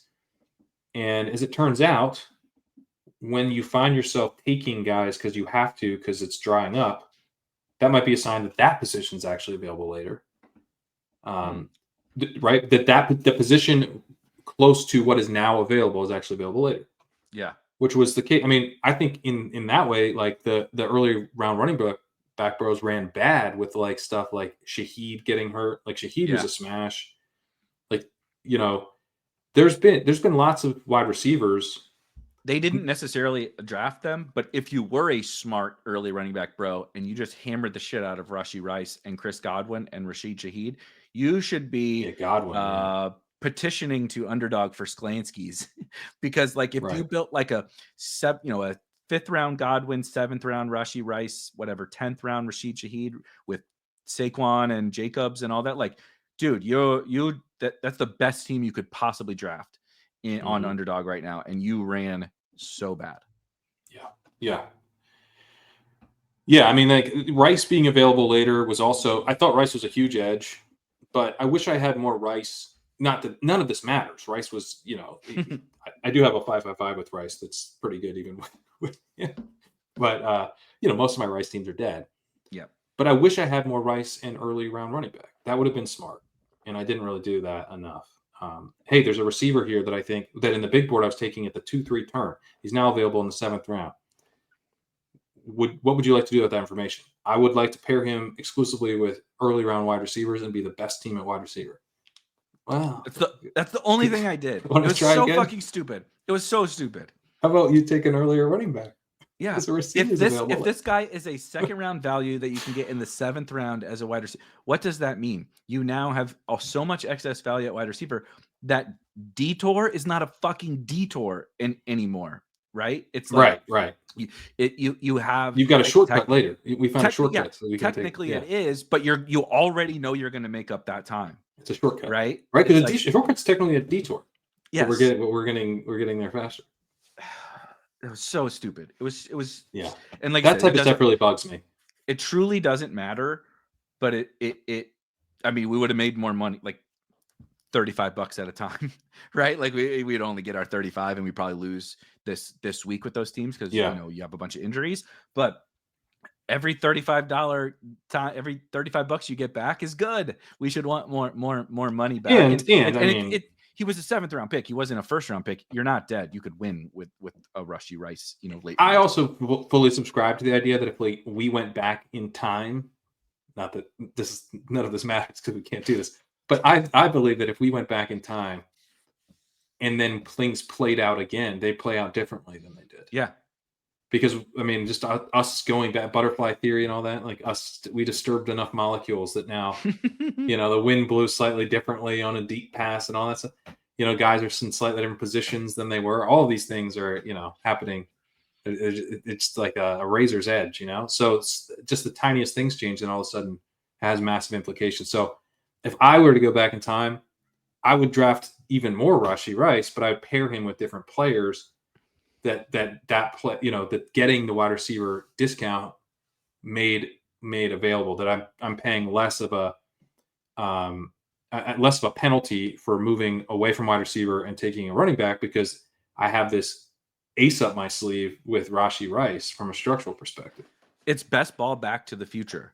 You have the sports almanac, and you know who wins the World Series, and Rashee Rice wins the World Series. And you're like, okay, I now know that. How do I act on that information? And all I did was say, let's just draft a bunch more wide receivers, and I'm going to create the coolest wide receiver room of all time. When, like, you could make a lot more money with that information, with the sports almanac, in other ways. And I was just like, no, thank you, sir. I'm not interested in those other ways of making money. I'm only going to do it this one way. Right. Yeah. Not the best. I mean, it would be like, if we knew who won the World Series, we could bet against all of the teams in their division. There's so to many make the things playoff, right? You have additional information. Yeah. And the sportsbook's going to limit you, right? If you go, and granted, you can bet whatever you want on the World Series, so this isn't a great analogy. We know the stat line, so we're going to bet player props. Like, guess what, buddy? The first big player prop bet you get down, they're going to be like, sure, no, sir, we're not letting you get $50,000 on this this Rashee Rice player prop. Like, no, that's not.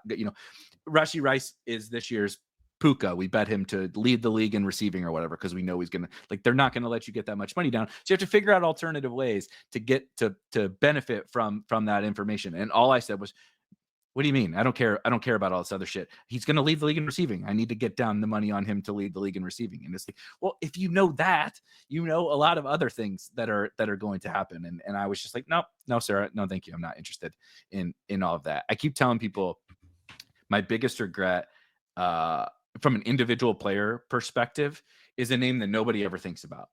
But it kind of describes this, taking this like a little one step further, maybe another round after the tier that we're talking about.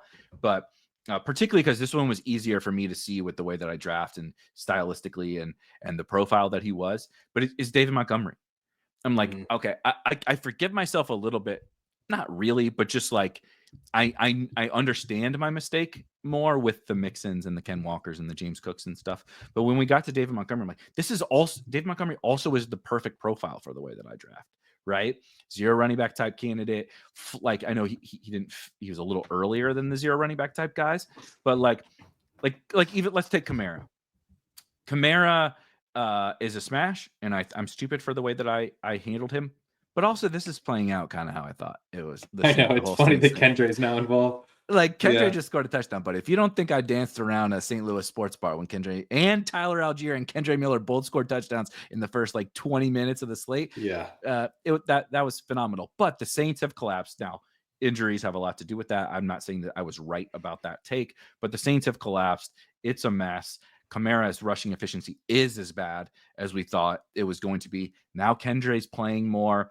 Get right. Kendre had 10 carries and 1 target to Kamara's 22 total opportunities. So, it's more like a 60 to 70% Kamara, which is the concern, right? For an inefficient player on a bad offense, blah, blah, blah. David Montgomery was like, talk about the Keenan Allen's, like, I know what I'm getting from David. We all knew what David Montgomery is. We all knew what the Lions were. We were all excited for the Lions offense. They have the best offensive line in football, the best offensive coordinator in football. Like, we love them. Our Lions, JMO's back. The contingent value for both Gibbs and David Montgomery is like, we drafted Jalen Waddle in the second / third round again for this contingent value that we didn't really know if it was true, right? And David Montgomery was like, dude, if Jahmyr Gibbs goes down, David Montgomery is a top 5 fantasy running back. Slam dunk, no questions asked, easy game. Yeah, just like a locked in RB1. Like, you're just like, he's probably like, I mean, to be honest, he might be even more projected in kind of the 2 to 3 range, but like easily in like the running back 5, running back 6 range every week. He's obviously not Saquon. He's obviously not whatever Bijan or CMC. He's not Bijan. Yeah, not CMC if healthy. But Right. why Some is of it's Derrick that we Henry? didn't Why have is the Derrick guys. Henry better than David Montgomery? If No, there's no Jahmyr Montgomery Gibbs? would be projected above Henry. Correct. Like if you're playing like DFS and stuff, like I feel pretty confident. I don't do DFS projections, but I look at them every week. I'm 100% I'm pretty sure confident. Montgomery would be above Henry. Derrick Yeah. Henry is a fringe RB1 in projections. It's just that In projections each week. his range of outcomes, his ceiling is higher than a fringe RB1, but his expectation on a given week is not that high. David Montgomery's expectation with no Jahmyr Gibbs it's close to Henry's now. Yeah, like exactly. In a lot of these games where the Lions look like they're going to roll, but you still have Gibbs there. Like he's not projected that much worse than Henry with Gibbs healthy. And so, but same thing. I was just like, no. I remember you get running back production later. I can get James Conner. I can get Aaron Jones. I can get Brian Robinson. I can get Jalen Warren. I can get That's a good guys. one. That was a leak for me too. I really didn't draft Montgomery. I think he was like, he kind of bounced around in our rankings a bit. Sacrilegious really liked Montgomery and was kind of pushing us to move him up every week, which we did sometime. I think we were probably like a touch behind, but not like a big fade. But I personally did not really draft him, which was dumb. And I had him way lower than his ADP, and I didn't draft him very much. And I just, I guess I should. The contingent value, like the upside hasn't even played out for him. I ended with 7% in BBM. I haven't looked at everything, but I think it was. I remember I had a conversation. It's funny how some of this stuff works too, right? With Gretsch. He was really into the Eliminator, and I'm super into the Eliminator. If they come out, and however many Eliminator contests Underdog comes out with next year, I'm maxing all of them because that tournament is fun. The strategy is really, really fun. The sweat is unbelievable. Like, especially I'm gonna, well, fingers crossed. I should have one team left. I have two teams currently left, but one was hilarious. I need about 50 points from Yoshi tonight because it was I had Nico and Mixon and like Andrews and Lamar and no quarterback and like it's bad. The other team should be pretty good, but Gretch and I recorded like an eliminator strategy pod this summer.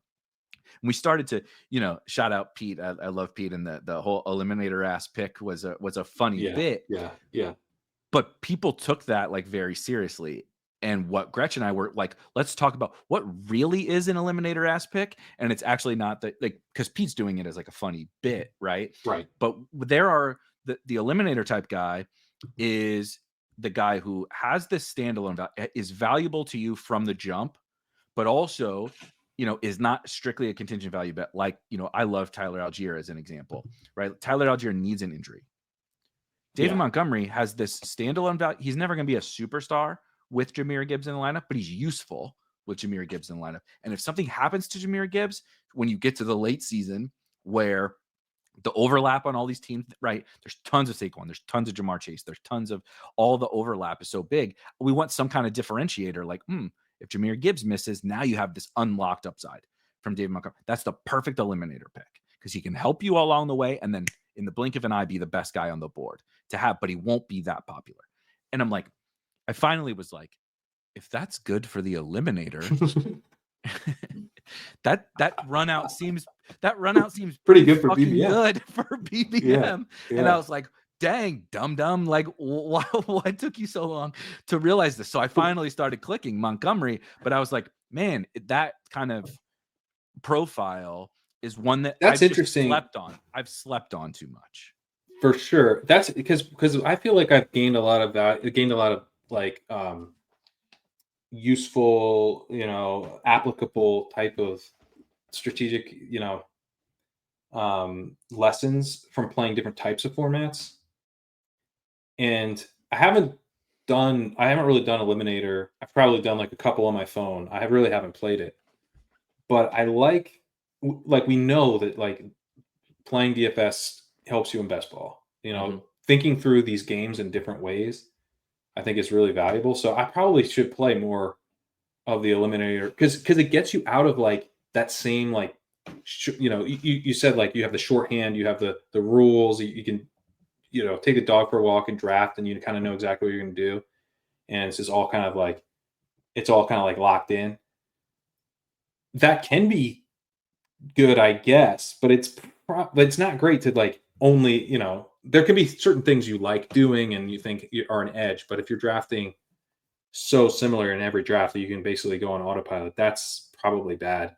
Mhm. And I think one of But the you think it's ways good. You've you tricked think yourself it's into good. thinking it's good. Yeah, you think it's good because you think this is my edge, but like it's too much. It's too big of a parlay to actually be an edge. Yep.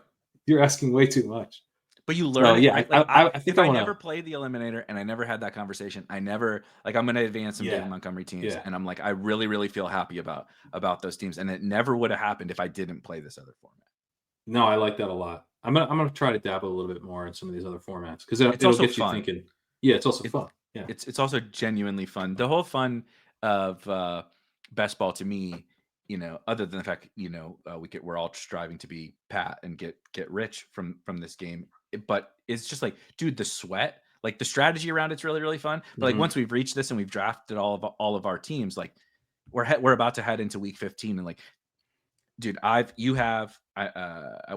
I talked to Rob last week, we discussed this exact subject, and he made a deep run in the World Series main event at poker, where it's World Series of Poker main event. I'm like, that sweat is unbelievable. I've had DFS sweats, right? We've had FFPC main event sweats. We've had sweats on all of this different stuff, and like sweating a $25 BBM team is like, or a $10 eliminator team is like, I can't even like really describe it. Like it's unbelievable. I'll never forget. I'm sure for you it was just absolutely nuts. But having a couple of close calls in Best Ball Mania, I'll never forget the sweat with Pete and I's team that finished top 10 in BBM a few years ago. And like he and I are just like all day, like every, you know how it is. It's like your bros, like, it's like when your bros at the sports bar, like fucking chest bumping on every, like, every time like Penny, like 12-yard carry where you're like, the bros type it out like Penny with like 17 N's and like 6 Yeah, Y's yeah, and an yeah, X, yeah, yeah. like we're just typing it back to each Some other. let's goes. Did you Yeah, guys happen yeah. to type some let's goes to one Let's another? go LFG with Yeah. whatever. Like you're just text like, but like that, like you're like each other's hype man, right? You're like, and we're just like I said, we're sweating out a $25 Best Ball Mania Did we team. get the let's Let's send send go? fuck all caps. Those are good. Whatever, and the other person emphasizes it, right? The other Yeah. person, Oh yeah. Yeah, you yeah, know. yeah. But like Yeah. everybody's had this. Maybe Like, fire emoji on yes, message. Yeah. Yeah. yes, you have, but like that sweat of like, oh, holy shit, like you said, like Eckler breaks that when you won. Eckler breaks that long, whatever, 70-yard touchdown, and you're just like, you can't contain your emotion. Yeah, you're just typing, let's fucking go or whatever into the sweat of the best ball stuff. The fun, like just getting through week 15. Like you're gonna have these, like it's really not that big of a deal. You made like $100, but like making it from week 15 to week I 16 think the week feels, 16 sweat is as good as anything yeah, because you get like it is hard to get into the final. First of all, more people will have that sweat because it's so hard to yeah. get to the final in the first place. But that week 16 sweat, um, I did my team that won in BBM3 had it was not looking good to get. So I've talked about how when I got there, I was kind of like, oh, this team's good. It's got a path. The It path wasn't is the like, team that you would have picked though. no, are you kidding? Like, no way. It had Tom Brady in the bad year. The year he was getting ready to retire. Daniel Jones, who's never going to play quarterback in the NFL again. Yeah, yeah. It was not. I mean, like you're like, okay, I need the Tom Brady offense, which had been kind of like it's sort of the equivalent of like this year's Texans, whereas like it had been fun the year before, and then we're like, let's run it back. This is gonna be awesome. Yeah. And then Same it players, wasn't good. same players, and they just turned to dust. Yeah, They just turned to dust. Yeah. In that sense, there was no mixing either. Like it was like Fournette was terrible that year. Like it was all bad. So he goes nuts to Evans, who I don't even have. I had Godwin on that team who had a nice game, but I also DJ Moore bring back. So, but I'm like, yeah, if the Bucks do anything, which I haven't done all year, So that I kind of went in thinking, oh, but the week before, I had a DraftKings smaller field style. I think it was 50K up top, and I had a chance to get that team in. I think it was like Hurts. It was a Hurts team, but Hurts missed that week, and Minshew played instead. But I was like, Hurts will come back. So if I can just squeak this through, like I'll have like a low on Hurts, and that team didn't make it. And this team, I was like, this BBM team's like not going to make it because it needs Eckler to go nuts to even have a shot. And he scored 2 touchdowns in the Monday Night Football game.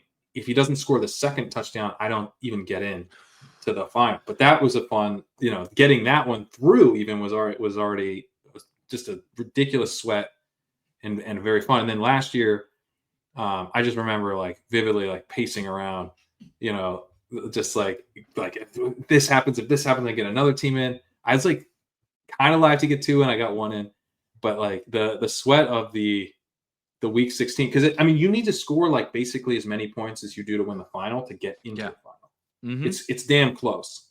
Like it didn't work Those out. Those teams in week 16 are incredible. Everybody's team is awesome. They're incredible. Yeah. So you got to just go. But if you have one of those teams that's like on the bubble to get in, and you're like that, to me, the week 16 sweat is very, very fun. It's amazing. Shouts to he goes by Hacker. Well, probably a lot of people listening to this know who he is, but he's the CTO of Spike Week, builds all of the tools. And I remember last year he was sweating. Was the 49ers game? I don't remember if it was on Sunday Night Football or Monday Night Football last year. And like Brandon Ayuk was having a good game, and he needed a big Ayuk game to get to the finals. And it was like the last Ayuk, like 11-yard catch or whatever takes him from second into first. And it's like that moment where you're like, and like you said, there's something about the week 16 into week 17, because you can just like, you're probably not going to win unless you're Pat. You're not going to win in week 17, but just making it as like this achievement that just like you feel like the whole season was worth it. Everything you did, totally. No matter how much you could get last in the finals, but just like getting any team to any final just feels like all that time I spent like, all right, now, however it goes. But I got here, and this was, it doesn't mean that it was worth it. It doesn't mean it wasn't if you didn't get there. But that's how you feel. Totally, man. That's how I felt so deeply like that last year. Like I got back to the final. Like that was, the team, made the same amount as your team, and so it ultimately had a pretty good final week. There was a long time during the afternoon. I was sitting in like 4th, 5th, and like 1 touchdown away from being alive, and to end and have to do shows with you for a calendar year after, knowing we made the same money, when I was like so close to literally to us having, you and like Liam and Herzig being able to, we were so close to being able to have like a show where like we had both won. And then not only did I not win, but we made the same amount of actual US dollars. It was just like the biggest kick in the dick of all time. Yeah, that's not great. And shouts that George Pickens pulled an Isaac Garendo, and he caught us. I can't believe that, by the way. Shout out Mike Tomlin. It was at the end of that game. Nobody remembers this except for me, but it's like 3rd and 8 or whatever. The Steelers are winning in Seahawks territory. Normally, right, every team just runs it. They just run it, make Seattle use the timeout, kick the field goal, and then Seattle has a chance to go score. They threw a slant to Pickens. He's wide open. He's about to run into the end zone, and he goes down instead of to end the game. And you're like, if he scores, now Seattle gets guy to. You did too. You had a stack of that. I had Seattle. I had Geno. I had Jackson, Metcalf, JSN, and Pickens in that game. So that's what we were all sitting there like, please God, like let's get this some more juice out of this game. And the selfish ass prima donna wide receiver George Pickens doesn't score. You're just like, oh man. But I was I'm pacing around the, your every second of the game you're sweating it out. But it's the best. We'll do some more, not necessarily Pat and I, on this channel. We'll do some more like previews for the upcoming best ball playoffs. I'm probably going to do some tomorrow on a live show. But Pat and I quickly wanted to talk about some playoff best ball, and not necessarily strategy, right? Or how many wide receivers to take, and which, how many, what matchups should you take, and when should you take a second quarterback, right? There's a lot of that. We're both going to do plenty of that.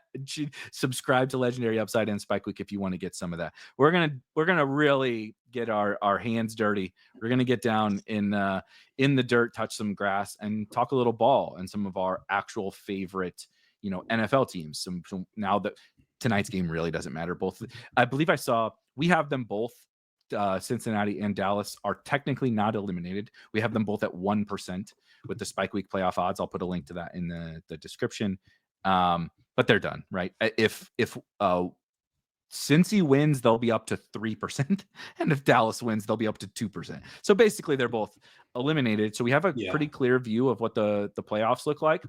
And I'm genuinely curious what you are thinking about some of these teams from, of course, make the playoffs, and I'll share the odds in a second, but like not just make the playoffs, like who does Pat Kerrane like? Who are you interested in, planting your flag on? Like, I'm down to ride with this team. Of course, the favorites, we all like the Lions, but like, some of these other teams, how are we looking to attack some of these other teams? I think I'm still pretty in on the Bills after the loss yesterday, and I guess that's Bills are one of the top 4 teams to make the Super Bowl and everything. But the bye's over, pretty much for them. The bye, we only have them now at it was closer to 50-50. We had them at like 54, but I was like, they're gonna get it. I felt overly confident. I just assume the Chiefs are going to lose one of these eventually, and the Bills looked really kind of unstoppable. But then yesterday, really, we have KC at 65% and Buffalo at 21%. The Steelers still technically. That's like exactly alive. What. We have 20% for the Bills. Yeah. So I think we're a little higher on the Chiefs than you guys, but so Bills look like even though they lost yesterday, you're feeling like even better about the Bills. So Josh Allen doesn't really have weapons, and yet like they just go down. They're like, okay, you're like crazy behind, and the other team's going to keep scoring, and like you just have to like go and put up a bajillion points, and he did, and they lose the game. They couldn't stop the Rams, which is not great, but I mean the Rams are kind of clicking right now, and like this is kind of what we thought the Rams might be heading into the year if they were healthy. The Rams are so funny too, don't you think? Like sometimes they show up and you're like, oof, that was hideous. And then sometimes they show up like yesterday and you're like, this is the best offense in the NFL. Yeah, they look great. It's crazy. Yeah. So the defense is a concern, but man, like the ability to just like put up a ton of points like that, I think I still feel pretty good about them. Like I think that they're going to be in all these games. They're going to be like, playing their hearts out and really putting up points on offense. I don't know if the defense is going to be good enough for them to like actually win the Super Bowl, but who's actually like playing well on offense in the AFC? Like, are the Steelers not going to be able to be stopped, or are the Chiefs not going to be able to be stopped? Are the Ravens? I mean, the Ravens maybe the Ravens beat them badly the first time they played, so that one's the one team I'm like concerned about. The Texans they stink. The Chargers, they're fine, but like they're not going to be able to be stopped. Like the Broncos at times have looked pretty damn good on offense, but I don't mainly when they play the Falcons, who apparently are just the course field of opposing pass offense. Totally. So I think it might be more of a concern in the Super Bowl unless they get the Ravens and they just run all over them and do their thing again, but. Yeah, I'm still thinking that the Bills. I'm kind of IKBing a little bit in the sense of like I still feel pretty damn good about the Bills coming out of the AFC. I think they're the best team in the AFC. So you definitely prefer them over Kansas City. How close is Baltimore to Baltimore? How would you rack and stack those? Let's just assume you put Buffalo at the top, but I think everybody assumes that those are the big 3. We'll get to Pittsburgh because I'm kind of in on the Steelers, assuming George Pickens is going to be fine. But how would you those big 3? How would you kind of like really rack and stack them? Buffalo is the favorite, but how close are Baltimore and Kansas City? I think Kansas City. I mean, Kansas City's going to get the bye, and then they're going to play at home. And so, from that perspective, they're. I'm not like fading them.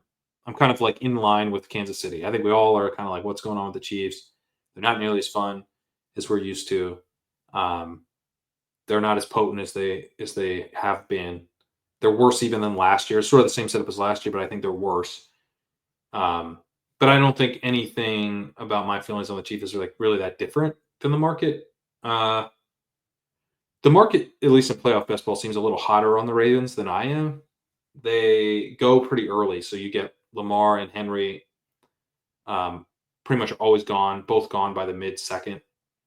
And if you look at like their actual odds here, um, the odds that we have on them making the conference championship game are 30%. The Bills are 46. The Chiefs are 48. Do you guys have those? The odds of that they make the conference championship? Okay. Yes. Yeah, what do you guys have for that? Because they're pretty. We have them pretty significantly behind. Just trying to get her to load. Oh, here we go. Conference championship odds. What did you say? Who are we? Baltimore? Yeah. So okay. So you have Baltimore 21 and Pittsburgh 36. We have Baltimore 30 and Pittsburgh 29. But like, regardless, we've knocked we used to be more like you, and we've knocked the Ravens down a ton and Pittsburgh up a bunch. I mean, the Pittsburgh's odds have increased a lot over the last few weeks. So my point is actually that I think people are drafting like the Ravens have too high a chance. Right. So something like this, you're telling me the Steelers could actually have a higher chance of getting the conference championship game than the Ravens. I think the issue with the Ravens is that their defense is really bad, and it's bad in a way that I think is really bad in real life, where they're good against the run and then terrible against the pass. It's horrible playoff setup. It's they can get by in the regular season when you have Lamar Jackson in that offense, but when you have to go beat Josh Allen and Patrick Mahomes, and I'm not putting Russ in that category, but like the Steelers are good. So like when you got to go beat good teams and your flaw is pass defense, that's bad. That's a problem. It's rough. It's rough. Yeah. And so they're like CJ Stroud and the Texans, as bad as they have been, like why the hell can Nico Collins not just straight cook them, in a game? Like why not? That's the thing. Like the Texans are going to be at home against the Ravens in round 1. Right. And the Ravens are bad against defending the pass. The Texans are a team that has struggled through the air this year, but like they have the ability to put points through the air. And one of their flaws is that they are too conservative. So if you sort of tempt them with a good time in the passing game, like maybe they take you up on it, So it's a really bad weakness to have, where you're going against like a overly conservative Texans team, and then let's say they win that game, then they probably go to Kansas City. Yeah. So again, you've got the Chiefs are not clicking, but like that could. They just have like kind of a tough draw, because then they're most likely going to, if they beat the Chiefs, then they're most likely going to Buffalo. They're never going to be at home, assuming these other big three take care of business, or at least two of the other ones take care of business. I think that's what's being missed. I actually hadn't looked at these odds relative to the market, so it's kind of funny. Now I'm going to draft some teams tonight, I think. Nice. But we're big on the home field type stuff, as you see. So like Pittsburgh, Buffalo, and Kansas City are much higher than Baltimore. People be like, why is that? The Ravens are clearly better than those teams. It's like they're going to have to go on the road to all of those guys. Right. Like now, Pittsburgh could lose several games, and like I'm not saying it's technically over, but it's week 15, man. Like it's kind of over for them to overcome. They are 2 games back in the division. The Bills are definitely going to win the division, and the Texans are definitely going to win. Well, technically the Colts could, but the Texans are almost assuredly going to win the division. So you're never going to have a home like you're going to have to go on the road to play any of these. Like you said, the Steelers, if the Bills lose, you're still going to Pittsburgh. Yeah, best case scenario, you go to Houston and then you go to Pittsburgh. Yeah, that's best case scenario really for Baltimore. It's like what. No, you don't even. Oh yeah, you go to Pittsburgh, right, and then you'd go to. I'm not saying that's how it'll play KC because probably. it could be Kansas City, right? But I'm saying absolute stone best scenario for them right Yeah, now. yeah. That's the run out in the first 2 rounds. That's the best case, which is like Right. that didn't used to be the best case. Used to be they're the ones with the home game. You know, maybe Pittsburgh ends up coming Right. to them or whatever. But And then now, maybe round 3 in that scenario, you could host a home game against the Chargers right? or Broncos. Technically, yeah. Yeah. But For the odds for of the them ever even playing at home now are so slim. right. And by the way, that would be the conference championship game. So Yes. to get there, they're not playing at home. Yeah. They can't play at home because they would have to. Right, I guess the 6 and the 7 won, then they would play at home. Technically, them and what the they could play the Chargers in The Broncos beat the Bro- Bills, and the Chargers beat. But like they have the same record as the Steelers. Broncos and the and the Chargers right now. So like it's Right. not even a lock that they would. I think again we expect the Ravens to win more games down the stretch or what. But like they're not even a lock. They're like a lock to make the playoffs, but they're not a lock to ever even sniff a home game. They would play the Chargers in round 2 at home if the Chargers and Broncos both win in round 1. Because then the Broncos would go to KC. Yeah, Broncos go to KC. Yeah. But that's, I mean, it's a tricky spot. You need the Bills and Steelers. You know, yeah, it's tough. I'm a noted Baltimore. I'm obsessed with Lamar Jackson. Okay, and I love Harbaugh. I'm a big. If I had to adopt an NFL team, I'm pretty sure it would be the Ravens. And I still think Lamar Jackson is just like criminally underrated. I understand Josh Allen. I understand the last couple of weeks, Josh Allen has pretty much taken the MVP and cemented it for himself. I get it. I'm not necessarily arguing that, but I still kind of think Lamar is the most valuable player in the NFL. And I think what he's doing this year, despite the fact they're 8-5, is like outrageous. Like Lamar is just outrageous. And so I'm always going to be a little bit partial because I know they haven't won in the playoffs, but if I could show up to a playoff game with Lamar Jackson, I would always feel really, really good about that. But they've put themselves in such a bad spot. And most importantly, such a bad spot that I don't think the playoff best ball market is like factoring in how bad it is. I don't think they are either. Now, you could get bailed out because the Ravens get the Giants, the Steelers, right? Yeah. So they get one of their games back there. The Texans and the Browns. We just said that they could, and that's a road game for the Ravens in Houston. And we just talked about how you can, could potentially see them dropping the game. And then the Browns, James is going to throw all over this defense in Week 18. We need to play some Week 18 DFS and get James stacks in. Oh, baby. I cannot wait. And the Ravens are going to be playing for something. That game is going to be juicy. And we're going to you can play anybody in this game because we're going to get ready for Izzy Abanikanda for $4,300 chalk on DraftKings so that we can play all the good guys. Oh my God. We'll have to ask Pete if Jameis is a lock for we need to know the cash game lineup. shell. Is he in the shell? Is he already in the shell? Is Jameis? I think Lamar is going to be in the shell, but Lamar, that makes Jerry sense. Jeudy and David Njoku are looking ripe for the picking in that matchup. The Steelers. Let's see who they close out with. The Steelers close out with the Eagles, the Ravens, the Chiefs, and the Bengals. We'll see if the Bengals are playing their starters and stuff in that game. Week 18. Rough. It's rough for Pittsburgh. So I think that might be where, if we're wrong at all about some of those numbers that we just showed, it's because Pittsburgh could go 0-3 here against. They could easily go 0-3. Mm-hmm. So then it's a completely different situation, and the Ravens are now the 3 seed, and they're going to be hosting. Next week's pretty big, huh? Or maybe the 4 seed. It doesn't really matter because they're hosting that first game. Week 16 is pretty fucking big, huh? Baltimore against Pittsburgh. Let's just assume Philly takes care of business. I'm not writing that. I'm not saying that Pittsburgh can't beat Philly because they definitely can. But let's just for the sake of argument in Philly, let's assume Philly takes care of business against Pittsburgh this weekend, and Baltimore plays the Giants. So I think that one's pretty fair. Yeah. We'll go in down there. You'll go in down one game. Baltimore will in week 16 with the tiebreaker, right? That's what I was just looking up. No.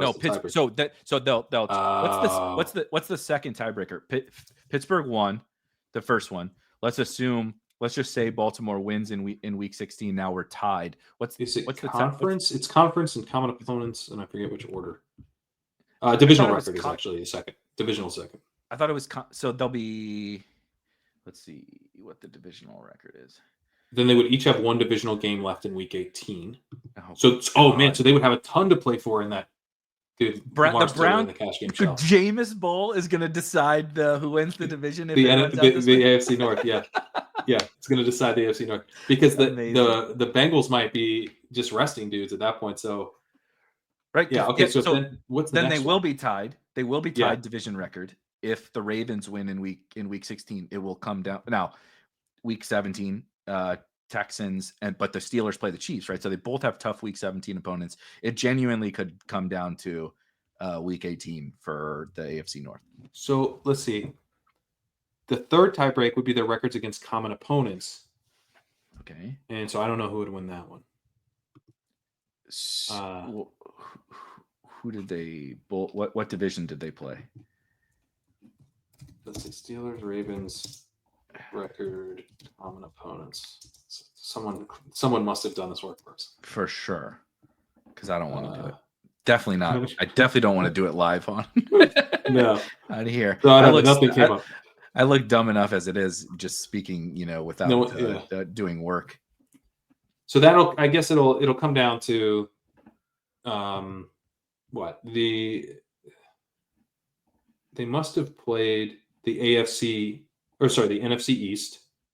Steelers played all four teams there. But they lost Eagles, to Dallas. That Eagles game is big. They lost to Dallas though. So right, they lost to Dallas. So Baltimore has not lost to the NFC East. No. Baltimore has not lost. Beat Washington, beat Dallas. They will beat the Giants. Do they not play Phil? Oh, no. So they lost to so that Eagles game. Jesus. Okay. Baltimore lost to Philly. But Pittsburgh lost to Dallas. So Pittsburgh's got to beat Philly. But they also will have played the Chiefs. And so if they don't beat Philly, but they lose to the Chiefs, that would be another common opponent. Yeah, and Baltimore lost to the Chiefs. They lost to the Chiefs, yeah. So the likely teams to beat it must still be live. They both played the Raiders. Baltimore lost to the fucking Raiders. Pittsburgh beat the Raiders. Holy shit. This is crazy. I can't even figure all these deals. Did the Ravens play the Colts? No. Okay. That's one of Pittsburgh's other losses. So I think Pittsburgh might need to lose 3 of the next 4 to not have the tiebreaker over them. And but it's Philly, Baltimore, KC in the next 3. And then, dude, imagine just inexplicably dropping a game to Jake Browning. Oh, Jake Browning, Jermaine Burton, Andre Yoshivas. Just Burton just cooking the defense. Chuck Jones, get ready. Khalil Herbert, get ready for Khalil Herbert week 18. How do you fit your Lamar Jameis stacks? Khalil Herbert time, baby. We've been waiting. We keep telling ourselves Khalil Herbert is good at football. The NFL keeps telling us no. We're going to find Wait until out week 18. Dude, Jermaine Burton just hauling in a sideline catch, reaching for the end zone as the defender grabs onto his pajama bottom that he's wearing under his jersey. And pulls him back when he gets the football over. Yeah, that's happening. This is how the Steelers are going to win the division. Jermaine Burton is going to, because he's very, very talented, but also very, very stupid. He is going to cook Joey Porter Jr., okay? One of the better corners for Pittsburgh. Be running down the sideline, starting to do the Dion celebration, right? As he goes in, and he's going to drop. He's gonna drop the ball before he gets into the end zone, and then start Antonio Browning. He's gonna do the Antonio Brown, take his shirt off, and Oh no. And just run straight to the locker room and be like, all right, that's all, folks. That's We worse than did your it. pick and sweat from last year for sure. Way worse. But if anybody could put all of the stupid things that wide receivers do all into one play, it's definitely Jermaine Burton in week 18. For sure. Oh man. Oh god. All right, Okay. so we know how that's gonna end. We definitely see the figured that future one there. out. Yeah, I feel so much more clarity than I did an hour ago when we first started discussing who the fuck is going to win between Pittsburgh and Baltimore. But okay, I'm on conference channel. Let me go back to the odds. Let's talk about. Is there any interest? We probably don't have to talk about these ones that much. Is there any interest from you, from a playoff best ball perspective, in those lesser AFC teams? I find so the Steelers. So the Steelers, because you don't the 101 in these drafts for people that haven't jumped in yet is difficult. It's difficult to know who to take at the 101 right now. There's an argument for taking Josh Allen because you don't get boxed out of. So first of all, he's not going to get the bye now, most likely. About 20% chance of getting the bye, so you don't have to worry about that. As far as like drafting a second quarterback, he's going to score points the whole way. Pretty strong way to start a team. The issue is that people are getting him later. So you're getting him the 102, 103. You're much more likely to pair him with like a David Montgomery. And so you can build out a really nice version from like of the 103. You can get DeMont with him. You can get DeMont the 101. And then maybe you even get J-Mo in the next round. Then maybe you get like Shakir coming back. Mm-hmm. So you have like a pretty sweet start out of the middle of the board. Out of the one hole, you could be looking at like Allen, and then like Cook might not even be there. But let's say you get Cook, then you're probably getting J-Mo in the third. You probably don't have Shakir, so maybe you take Shakir instead of J-Mo, which doesn't feel great. So, but most likely you're like Josh Allen, Jameson Williams, James Cook out of the one. It's a little bit of a worse Josh Allen team than you're getting now. But I guess I'm still open to that. I still like that because the Lions are likely to have the bye, it's gonna be hard to like advance like a ton of Lions. And so maybe, and Jameson's a volatile player, like, Cook will be easier to advance than Montgomery. It's worse if it gets there. It's not necessarily worse like in a vacuum, right? Yes. It's not worse every step of the way. It's worse if it's Bills, Lions in the Super Bowl. Yeah. But we don't know like how difficult it's gonna be to get those teams there. So sometimes just getting anything there is more than worth it because not everybody was right. We just don't know how the playoffs are going to play. It's like getting just like we just talked about the like playoffs for the regular best ball. It's like sometimes Amari Cooper is 50% owned in the final because he went nuts in week 16, and sometimes the best plays are not that popular, and it's just exactly. It's not, you want, just like in Best Ball Mania, you very much want to be building these teams to win in the final, but that doesn't mean that we can't take players who are like, well, I'd rather have DeMont than J-Mo, but I'm only going to exclusively build with Allen there from, in the middle. I think you want to mix in Allen at the one personally, but I don't think he's like a lock at the one because take him every time. I don't think so. For one thing, you're not going to get much Barkley. But okay, so now we've taken get almost no Saquon you'll get almost no Saquon every time. Yeah. Which, I mean, talk about a guy who could be a huge advance rate piece in an Eagles Super Bowl run. Like we just saw, like the offense is completely flowing through Barkley right now. That's not going to change in the playoffs. So if they get to the Super Bowl, like Barkley is going to be a guy. It's going to be very difficult to be there without him. And then even if you do get there without him, unless you've got like Hurts, AJ Brown, Gainwell, you kind of like those teams. Obviously, I'm building those teams, but I don't want to have no Barkley. That's not a great spot to be. Well, the showing up to the finals with an Eagles team, and everybody else says Saquon, and you have. Let me just say, as someone who has tried the Hurts, AJ Brown leverage in DFS, and someone who has like Hurts. That being said, I did shout out to Devonta Smith this week. Got through a Hurts Devonta Smith team thanks to this week. Nice. But you don't feel like that's like possible or likely. Certainly not likely to win, especially if other people have Saquon. Like and the matchups are going to be fine. Like who gives a shit? Again, look what the Rams just did to the Bills. Like Saquon can just he's going to project for the most points. he's going to be the air quotes best play if you get there. So I'm not saying, like you said, I'm not saying I don't want like Hurts AJB or Hurts Devonta, whatever, but I don't want to have zero Saquon. Like I don't want to be boxed out of Saquon. So the Allen like Saquon thing is tricky because you got to play it a certain way because you don't want to have zero of either. You don't want to have zero Saquon, yeah. But the problem with Saquon out of the one is that most of the time, or a large portion of the time, Mahomes is gone when you come back. You get boxed out of the AFC quarterbacks that you want, right? Yeah. So Allen goes, obviously. Then Mahomes goes, and Lamar goes. So those are the three guys in the AFC where you're like, I mean, if we could build with Lamar, personally, I think I'm rooting for the Steelers to beat the Ravens because I think that Lamar being available at the 2-3 turn in these tournaments would be so fun. Yeah. And I haven't drafted a ton of Saquon yet, but like Saquon I would just be. We just Saquon, shit on the Lamar. Ravens, but if I can get Saquon and Lamar, I don't think I can turn that down. I'm not turning that down, and it's like, yeah. The funny thing is, they would actually have even worse odds.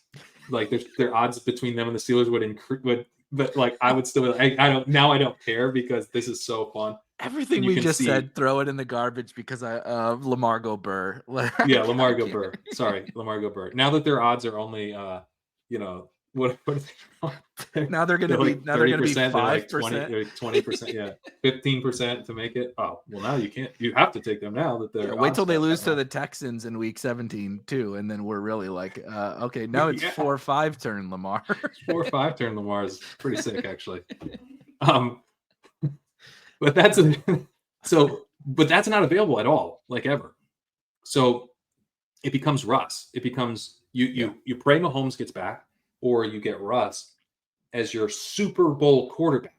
And that's the part where I'm like, look, I can talk myself into them getting there.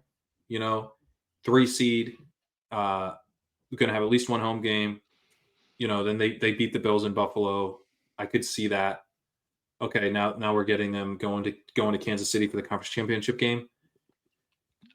Yeah, I mean, I guess they could win, but like, I don't love the parlay of them beating the Bills and the Chiefs just so I have a quarterback live in the Super Bowl out of the one hole.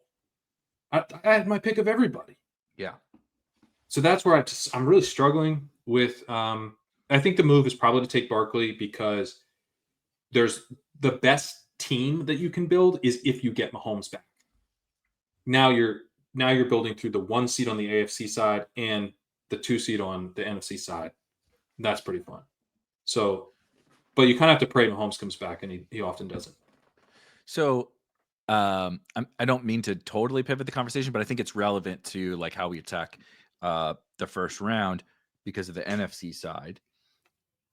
I'm feeling the same misery a little bit about the AFC. I agree with you generally about the Bills. I think if I had to, hand up who's the best team and who would I bet, if everybody was minus 110 and I had to bet one, I think I would bet the Bills to make the Super Bowl from the NFC. But I don't have like strong conviction, really about that. Like they could lose in the first round. Like I think the AFC is pretty wide open. I don't really want to dabble in the Chargers Broncos stuff, but the other teams, I'm down to dabble in all of those. So it's kind of like our back to front drafting over the summer is like if I have 4 AFC teams I'm cool with, and I don't have strong conviction about them. Well, what does the NFC look like?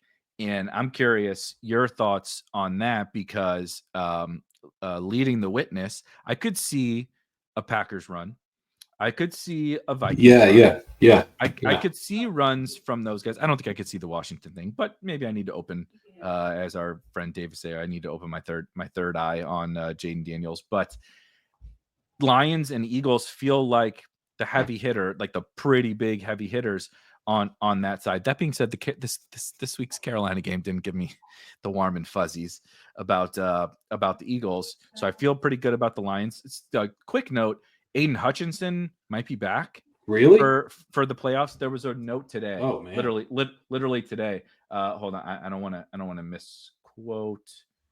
I should have looked it up, but he's like either looking to be back or like planning to be back. Like I said, I'm gonna. Jay Glazer the Lions are holding out hope that Aiden Hutchinson could return by the NFC Championship game. So, but that could be right if they can get through one game without Aiden Hutchinson. They could have Aiden Hutchinson back. They should get Anzalone back. They should get a couple. They're really hurting on the defensive side. Yeah, the Lions are. So anyway, long-winded way of saying the Lions could get a little bit better. I think they're the prohibitive favorite even over the Eagles. But how do you want to play that? Is like, are we going to load up on the Lions and then maybe let the AFC come to us a little bit more? But they're also going to get the bye.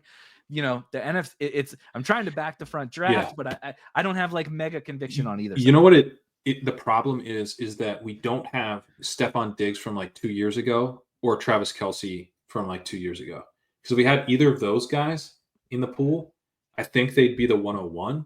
And then you'd go, I'm going to play this from however the room kind of gives it to me on the NFC side. So you'd go, Diggs, and then you'd get, let's say, Goff, Jameson Williams. Right. Or you'd get Hurts, Devonta. Yeah. Hurts, Devonta. Yeah. You could do or let's say those guys don't get back, then you go Jacobs, Love later on, 4 or 5. You go Jacobs, Love, you go Aaron Jones, you get Jefferson, Aaron Jones, Darnold, you just stack the Vikings, you get the whole Vikings. Yeah, I was gonna say, didn't even mention JJ, but he's cheap. He's cheap relative to who Justin Jefferson is as a football player. He's cheap. No, Jefferson's you get Jefferson probably in the 3rd, and then you get and then but you build out, so you already have your Bills are going to the Super Bowl, but I'm not picking who they're playing, and then you kind of let the room, and then you pick who they play on the NFC side, but you've got the Lions, you've got the Eagles, you've got the Packers, you've got the Vikings. Those teams feel more realistic to me than the Steelers actually getting to the Super Bowl. Like I can see the Packers like getting hot, like in my mind's eye, a little bit more easily. Now, the like Vegas doesn't necessarily agree with me here. I think if they don't agree with me, like I pull up the Super Bowl odds, the Steelers are plus 800 to win the AFC. The Vikings are plus 800 to win the NFC, and the Packers are plus 900 to win the NFC. So, you're just as good with the Steelers as you are. So, why am I complaining that? I don't know. It's Russ, man. It doesn't feel good. But I think part of it too is like the Packers. You get Jacobs, you get Love. There's a bunch of receivers available later. On the Viking side, you get Jefferson, you get Jones, you get Addison, you get Hawkinson. You get this like pretty concentrated offense with a quarterback who can put up points. And so you're scooping all of these pieces. With the Steelers, it's like Pickens, and you got to get Najee, and like you could tack on a Warren, but like you don't really. That's like not that exciting. And then you get. I wish it was more exciting, but it's really not. And then like, what are you doing? You're taking like Freiermuth. Yeah. Like it's like I think that's it, right? I think you just described it as that the fantasy value of like if I can backdoor into Green Bay or backdoor into Minnesota is okay. Let's just assume Pittsburgh odds are a little bit better, but the odds that I know who to pick and can get them from the other teams, those NFC, those are the NFC versions of the Steelers, the Packers, and the Vikings, right? I can get everything, and I know that they're good, and I can make this team that makes a ton of sense with the Packers version or the Vikings version, and like you said, okay, Pickens, fine, but like once we get behind after Russ and Pickens, it's like you said, Freiermuth, like, am I really gonna draft Van Jefferson? On a play up, it's tough. It is, yeah. You're like Calvin Austin, Van Jefferson, like the dart throws are just very unappealing. So, like, should you take? Let's say you did Steelers, Lions. Should I just keep taking more Lions instead of adding Right? Like, I think you take as many Lions as the room will let you have, basically. Yeah. Because the Lions they're becoming increasingly. They're kind of like the 49ers last year, where they're already like difficult to get a bunch of them. So, like, if you have the opportunity to take, I mean, that's the dream of the 101 Allen move is that you get Montgomery back. Yeah. But that's where out of the 3 hole, you can get Montgomery, let's say out of the 2 hole. I'd rather have Montgomery than James Cook because the Lions are really good to make the playoff or to make the Super Bowl. and Montgomery's going to outscore James Cook most likely. And Cook's going to be on so many more of those teams. Cook's going to be on so many more of the teams. Yeah. So, and then maybe you get Jameson Williams on the way back, but I would break ties to Jameson Williams over like Shakir. I think Laporta is a better pick than some of those, the Bills guys as well. So, even on Allen teams, it's just like hard. It's hard to get Lions. Tim Patrick is a pretty viable pick just because he plays. He's a Lion who plays. Tim Patrick is on the Juwan Jennings trajectory of like, this guy's not a terrible real life football player, but he's like always a backup we're like, oh, maybe he'll be something, and he never has turned into something. I know he just had a good game, but like he'll pop up here and there like Juwan did, and then the Lions are going to make the Super Bowl. He's going to win everybody all the money by scoring 2 touchdowns. He's a very Juwan Jennings pick. From last year. Yeah. Which maybe means he's going to be a superstar next year, and we need to keep that in mind for seriously. Apparently, that's how you become like just a badass real life NFL wide receiver. Is the Juwan Jennings he's just career blow up in the Super Bowl? Well, Tony scored touchdowns the year before, so that doesn't always work. Yeah, Sky Moore scored a touchdown the year before. My God. Yeah, non-Chiefs, the Chiefs don't count, but every other team, right? Hardman, yes, yeah. Tim Patrick was good when he dealt with a bunch of injuries, but it's kind of funny though. It was injuries, but people have chased the Tim Patrick tail for so many years, and for him to now pop back up on the Lions and be what we thought Tim Patrick was going to be is like a really funny full circle moment. I know. Yeah, but I mean, he's a pretty good pick in these, and in part because like there's no Lions left, and Patrick you get to way over Khalif Raymond, right? I've seen people talk about Khalif Raymond, like it's not even close. No, I think just from like just playing time. To me, you just get a guy who's out there on the field in the Super Bowl, like that's worth a lot. Khalif is not so. Also, some Lions fans in the Discord, like big time Lions fans. Fandom is what it is, but some good, basically what they will constantly say, and I do trust them on this, is Raymond is much more of a, he's like a fine real life football player. He's much more of an Amon-Ra, like break glass in case of emergency type guy. As you see, they keep playing these other like big bodied veteran wide receiver, Josh Reynolds, Tim Patrick, Allen Robinson, right? Those kind of guys get that wide receiver to outside. Outside. It's the wide receiver. Raymond's really small because of Amon-Ra. Raymond is like a gadgety type player, and but they can't replace Amon-Ra. So Raymond would be like a go in the slot if right. Amon-Ra goes down. So I think people doing the Raymond thing. If you take Raymond over Tim Patrick, I kind of think it would, maybe if you don't have Amon-Ra, but like if they don't have Amon-Ra, are we making the Super Bowl? Are the Lions really making the Super Bowl? Probably not. Yeah, I agree. But that's where I think prioritizing Lions when you have a chance to get them makes a lot of sense. And they're not going to get cheaper, I don't think. So, no. Maybe if they drop a couple games and they look way more. Who are they losing to? Who are they going to lose to? Yeah, what's their schedule? Bills. But that'd be the only Bills this week. But because then it's Bears, 49ers, Vikings, I guess, in week 8. They could lose. I mean, those aren't pushovers. The 49ers played with some heart. Yeah, and the Bears almost beat them on Thanksgiving, and then got dismantled by the 49ers. So by the transitive property, the 49ers are going to beat the Lions by like 20. Yeah. So, but I guess all to say, like, I would love. It would be a lot easier. Now, I don't think it's bad that it's hard to build out of the one pick, because that means a lot of people are going to make mistakes. But I think you just want to be thinking through different ways to attack it. Because, like, man, if there was any, like, if the Ravens had better odds, I could see Henry being the 101. Yeah. But they don't like, so, okay. So if the Ravens make this run, I actually think Henry has a chance to become the 101, in part because you're like, I can just build. But although the issue is then that there's so many Henry Lamar teams out there, and you'd probably rather have those. Yeah. So I actually take all that back. But there's like there's not an AFC skill player who makes a ton of sense. And then the Allen 101 teams, I think, are viable, but they're not like a smash.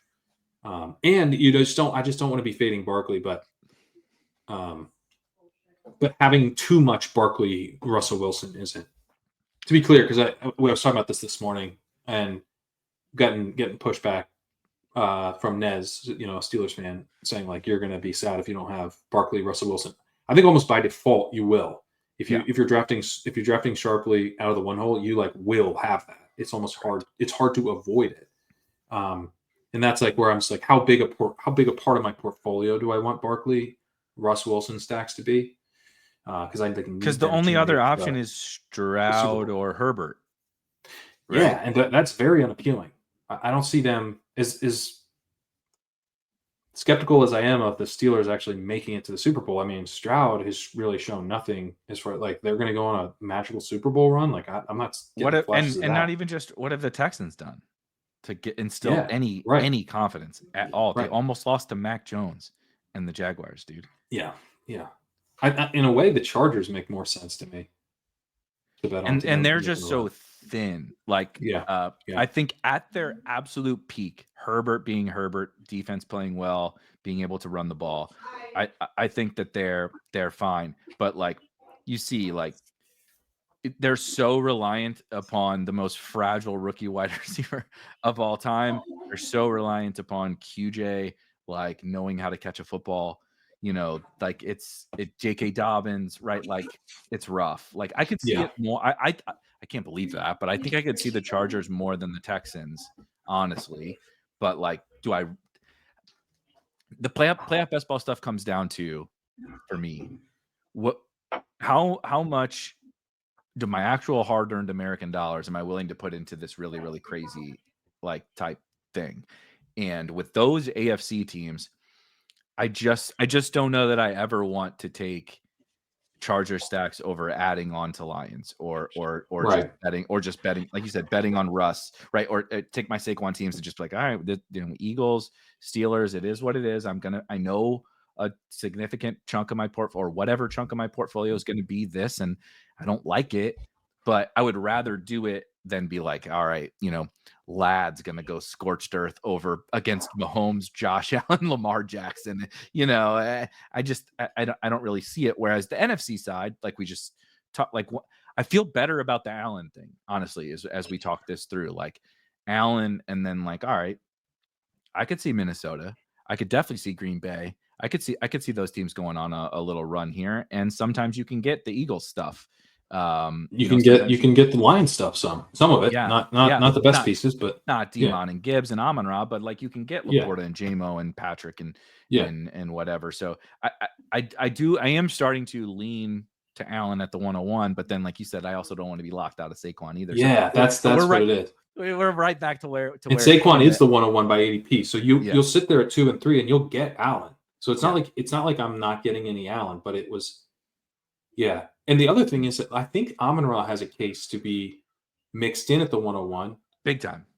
Right? So that you can get some of those, I guess the thing with him is that you're more likely to get Jameson at the 2 or 3 than you are to get Montgomery back at the end of the second. So Amon-Ra, right now I've been doing Allen and Barkley because you can get pretty sweet Amon-Ra teams out of the 2 and 3. Mm-hmm. You don't gain a lot by taking his ADP is also a little bit more high. Like, so for I'm looking at it right now. Saquon's average draft position is 1.6. Allen is 1.8. Amon-Ra is 3.7. Gibbs is 4.4.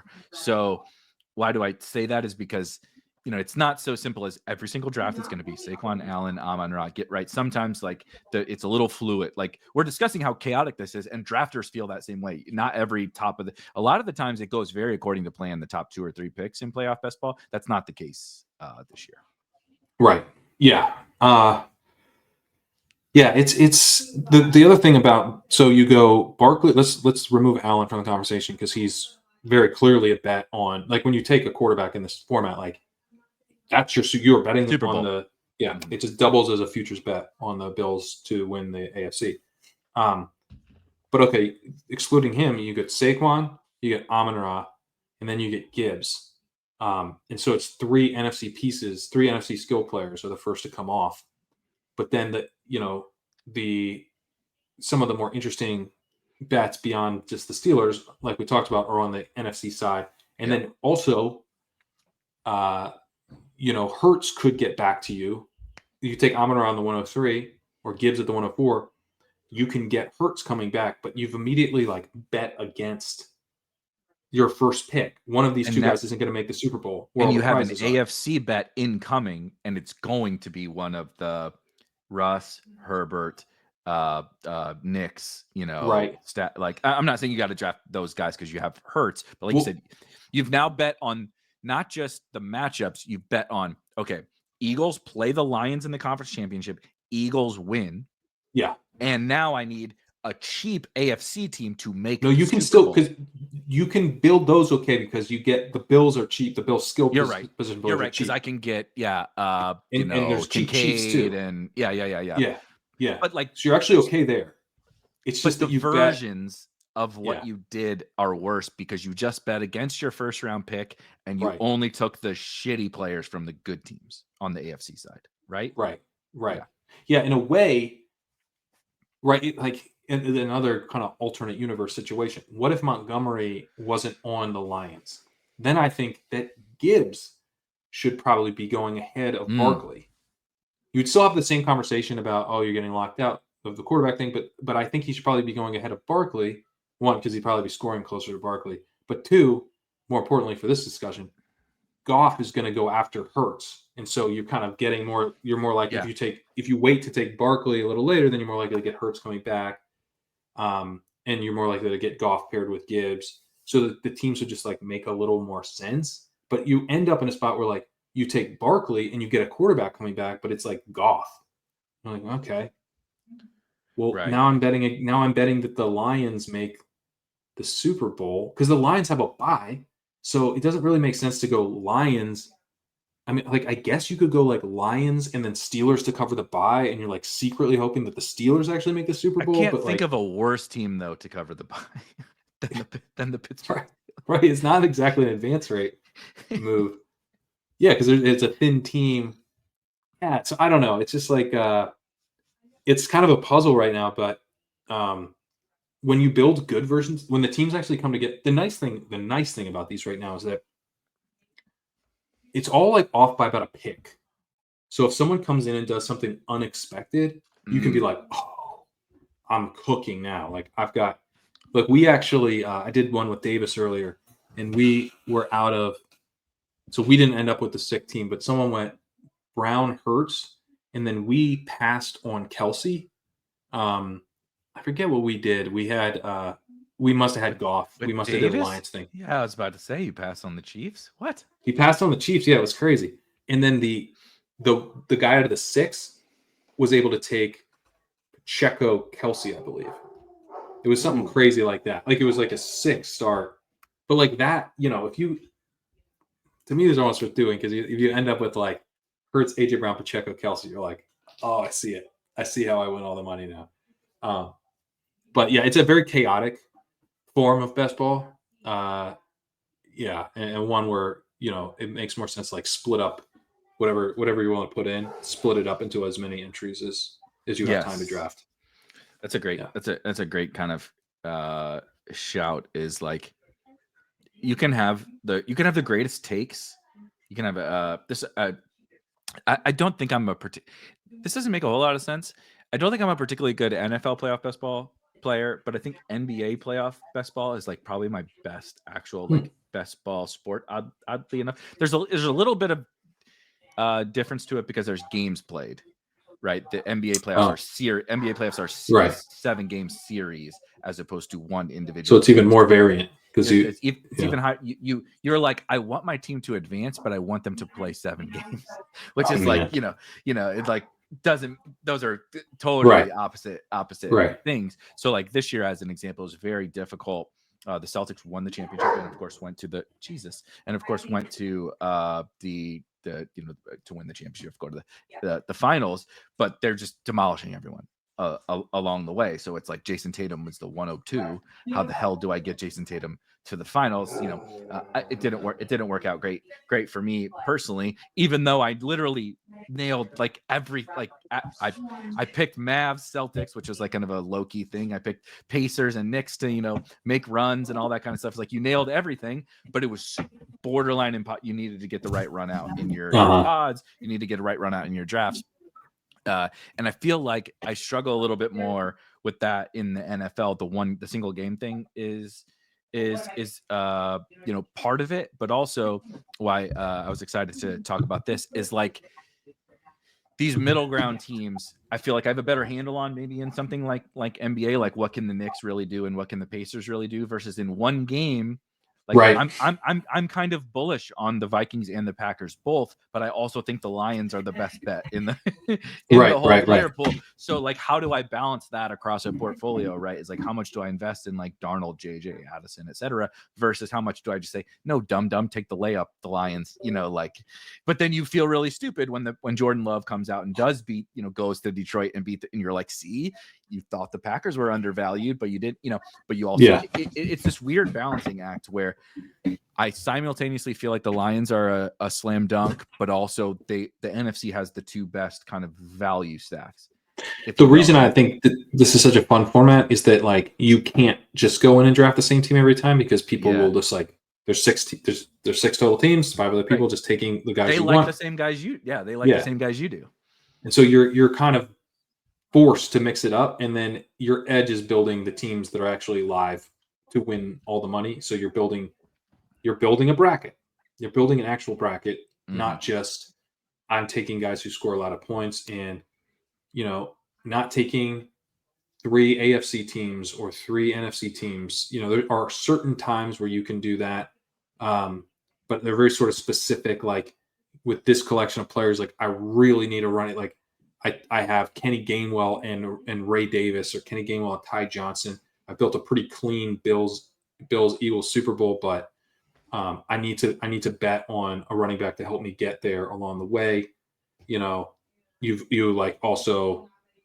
You obviously wouldn't take this guy that late, but like you could have like a Joe Mixon on that team, and knowing that you're gonna tack on Johnson and Gainwell, and you're hoping that Mixon, Aaron Jones, Najee, Jacobs isn't the right one because he's a little more expensive, but yeah, Najee. No, Brian you could. Robinson. You could set it up knowing you're going to end up with Gainwell. Jacobs up. Yeah. You could set Jacobs up. Yeah.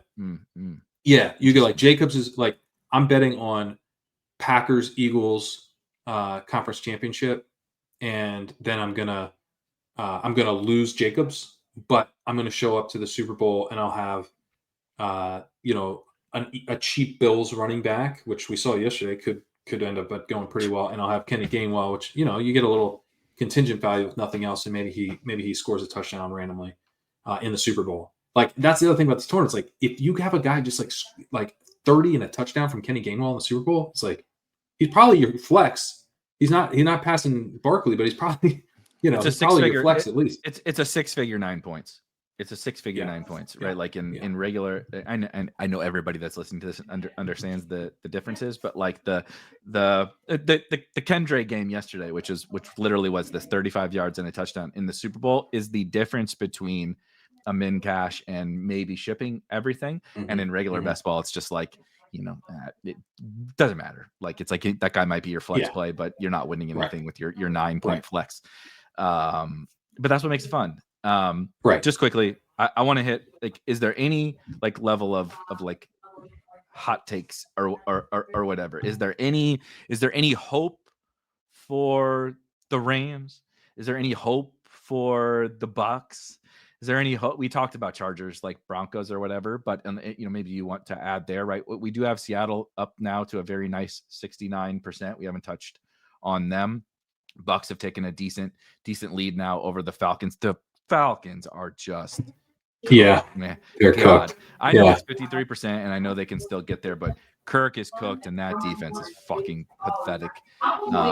What a disappointment Atlanta was. But any Tampa, Seattle, Washington, we still haven't really talked that much about Minnesota and Green Bay. Any of those guys or any of those teams that you're particularly like, I'm not like building my whole portfolio around them, but I want to be like maybe over. I want to be like quite a bit over on those bets. Yeah, I think the I mean, honestly, if the Bills had won yesterday and still looked like they were going to get the 1 seed, I'd be more interested Mm, in the Broncos. yeah. Because you go the Broncos, okay, you get this good defense, divisional game. They've seen each other a couple times, and Bo Nix is kind of coming to his own a little bit. They Uh, should have beat the Chiefs, by the way, in Kansas City. yeah, so now Chiefs so now blocked they the get a I chance to mean, do it. every week the team should have beat the Chiefs this way. That's the Right. story. But they went to Kansas City and they had a field goal to win it, and the Chiefs blocked it. So So I don't like the Broncos as much as I would, but like I haven't, and I also haven't found like a real reason to draft them yet. But they're someone that like kind of in the back of my mind because they're going to make the playoffs. mhm. Uh, and then they I think are live to upset in round one. Who would you draft besides Nix and Sutton, or is it just Nix and Sutton? Are you I gonna think you just just do do Nixon Sutton. because the running back room is I oof, wouldn't mess with that. yuck. Yeah, that's part of the reason is like you're kind of like, what do you do? But it's part of like you're covering like the Eagles by where you can't like get that deep into the Eagles either. I think Yeah. they're on the menu. I would say Are you gonna do any just not speaking the of Eagles by. The Eagles are unlikely to get the bye, but but on worthy the to. Eagles, Goddard just went on IR. Are you still gonna like if you were to do something with the Eagles? Are you gonna take Goddard in the last round, or are you gonna move? Are you concerned about his injury? Goddard. I haven't. So Goddard's ADP is still higher than I like, and so I've been trying to I figure out if I can assume it's push gonna him. plummet, right? I think I it's think. going to fall, but he's supposed to be back, but we don't know if he's going to be back. So it's more that I'm mixing in Calcaterra more. I'm still taking some Goddard, and then I'm mixing in some Calcaterra, But you're which willing to is bet nice. against him a little bit. Yeah, willing to bet. No, teams where I don't have them, I'm taking some Calcaterra. Okay. But by the way, the Broncos can help you cover the Lions by too, because you can't get that deep into the Lions either. So if you Yeah, have like an Amon Goff, Nick Sutton, it actually yeah, feels better to cover the bye than Russ stacks. Actually, I think it feels better to cover, so specifically to cover the bye. So that means you have to have Goff, mm-hmm. but I mean, or you could do it to cover Mahomes' bye, but I prefer to do it from the NFC side just to give me that little extra. Because you it's a small right. It's not likely that Green Bay or Minnesota or who Yeah, but why not give myself that Tampa chance?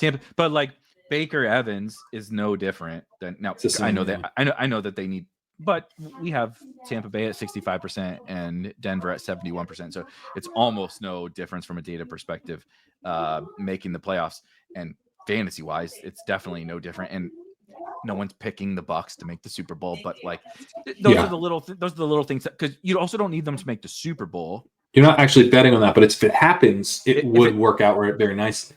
it gives you those outs, and if they just win a game, let's just say they win a game. Now you have some extra juice in the second round, right? Baker, Mike Evans is like, look, we all love Patrick Mahomes, not exactly a fantasy juggernaut. No, So he's the Tatum, dude. yeah, any way I can somehow like you're really that's actually kind of interesting. Drafting the Chiefs as if he's the Boston Celtics and they just sweep every round. So you're really not using their score is like a kind of fascinating way to build this. It's like Patrick Mahomes is going to score 12 fantasy points in every playoff game. So how the hell? But they make the Super Bowl. How the fuck do I get Patrick Mahomes there? It's like, well, you need Baker to make a run or Jordan Love to make like it's Lions Chiefs. It's Lions Chiefs in the Super Bowl, but how do you get them there is like kind of a fat like assuming Mahomes is just not great fantasy wise and like the skill guys aren't exactly lighting it up Yeah. either. It's like how do I get the Chiefs there, right? Like how Well, do because I that the 1 seed, and so it's like you get them through the bye, which could be hard, right? Because you have less hard firepower on your already? team. Yeah. So like people have the Eagles, Bills, and then they're taking players, and I don't think this is a good strategy, but like some people draft these teams just to advance through round one. Yeah. So they end up with like all of these pieces. You're going against JJ and Lamar and Derrick Henry and whatever, and you have Mahomes plus 2 pass catchers plus 2 Lions. Like good fucking that's luck. when you get there. That's after you in round one, you're like, you've got Russ, Najee, right. You've got McLaurin, maybe You're going to McLaurin. war with the best players on the planet, with Russ Najee, Terry McLaurin, and Romeo Dobbs or whatever. Like, Yeah, like yeah, yeah. you're dead. Yeah, it's not great. Yeah, Christian Watson better go off this week. Hasn't done it for 18 weeks, but you need the first Christian What if he Watson catches big the game ball this time? and doesn't Yeah, fumble. it doesn't fumble. That's just what we needed from Watson, fumbling. What do you think about that? How the hell do you get because that's what you it was double bye last year, right? That made the Super Bowl. No, it was Chiefs were I think the 3 seed and San Francisco's 1. Was it two? Then it's been in the last couple of years. It's been double bye. I thought it was double bye. I think Chiefs Eagles was double bye. Chiefs Eagles was double bye. But I know you shipped tournament last year. But if you were to build Chiefs Lions, like how are you? Like well, so I got through that team got through round 1 by taking. So it was like a very clean 49 CMC 101. Then I built like all the Chiefs pieces and tacked on Jawan Jennings at the end. But in the middle, I took a little good detour for Jake Ferguson and Brandon Cooks. And then Ferguson went nuts. The Ferg 3 touchdown game, yeah. Yeah, but he fit nicely with the 49ers because if they win the game, they don't play in round 2. And so I'm betting on this Dallas Cowboys San Francisco 49ers conference championship game. So I've got these pieces that are helping me in multiple rounds. Now, the way it worked out is that Ferguson went nuts. So they lose in round 1, which sucks, but he goes so nuts that it helps me get through round 1.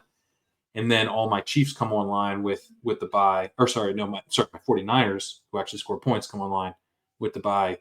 And I squeaked through. I think I did okay in round 2 and then squeaked through round 3 by about a point. Yeah, but it was a smaller field thing. So I don't think I would have advanced it in a larger pod, but it was a smaller pod. And then I show up to the final and I basically had everyone covered because I had the whole game. Right. Which is another kind of crazy thing about this tournament. You can show up to pods where you like kind of have the pod covered in round 3. Because now round 4 in like the gauntlet, it's the mitten or any of these bigger tournaments, there's a ton of teams. So you're actually worried about duping. You're not going to have everybody covered unless it's double one. It's but even very likely to have a unique team, and that is going to be a little bit of your draft rooms as variance. Right. But anyway, so I think to advance Lions, Chiefs. I mean, it partly depends on which side I'm playing it from. So which quarterback if I'm playing it from the Mahomes side, I mean, I think the Vikings are pretty sweet. Like you can get Justin Jefferson, you can get Aaron Jones, you can get probably one of Hawkinson or Addison. Maybe not take both, but like those are like high scoring pieces potentially. And then like I think Jacobs is pretty nice. Yep. He's moved up in price. He's not as cheap as he was. I think the Commanders are pretty good.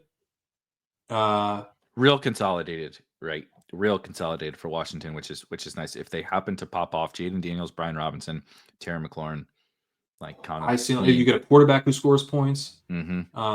They're not ideal with the Lions because they're likely the 7th seed and then would play the Lions in round 2 if they win. So you're like it's 0% chance if the seeds stick, then you have like a 0% chance to get them through. They would be low on the totem pole, but I wouldn't want to have 0, right? Because they could definitely the Daniels McLaurin stack could be that Ferg type situation that gets you through very easily, and like it's not ideal. The total stone nuts is exactly like what you said. Yeah.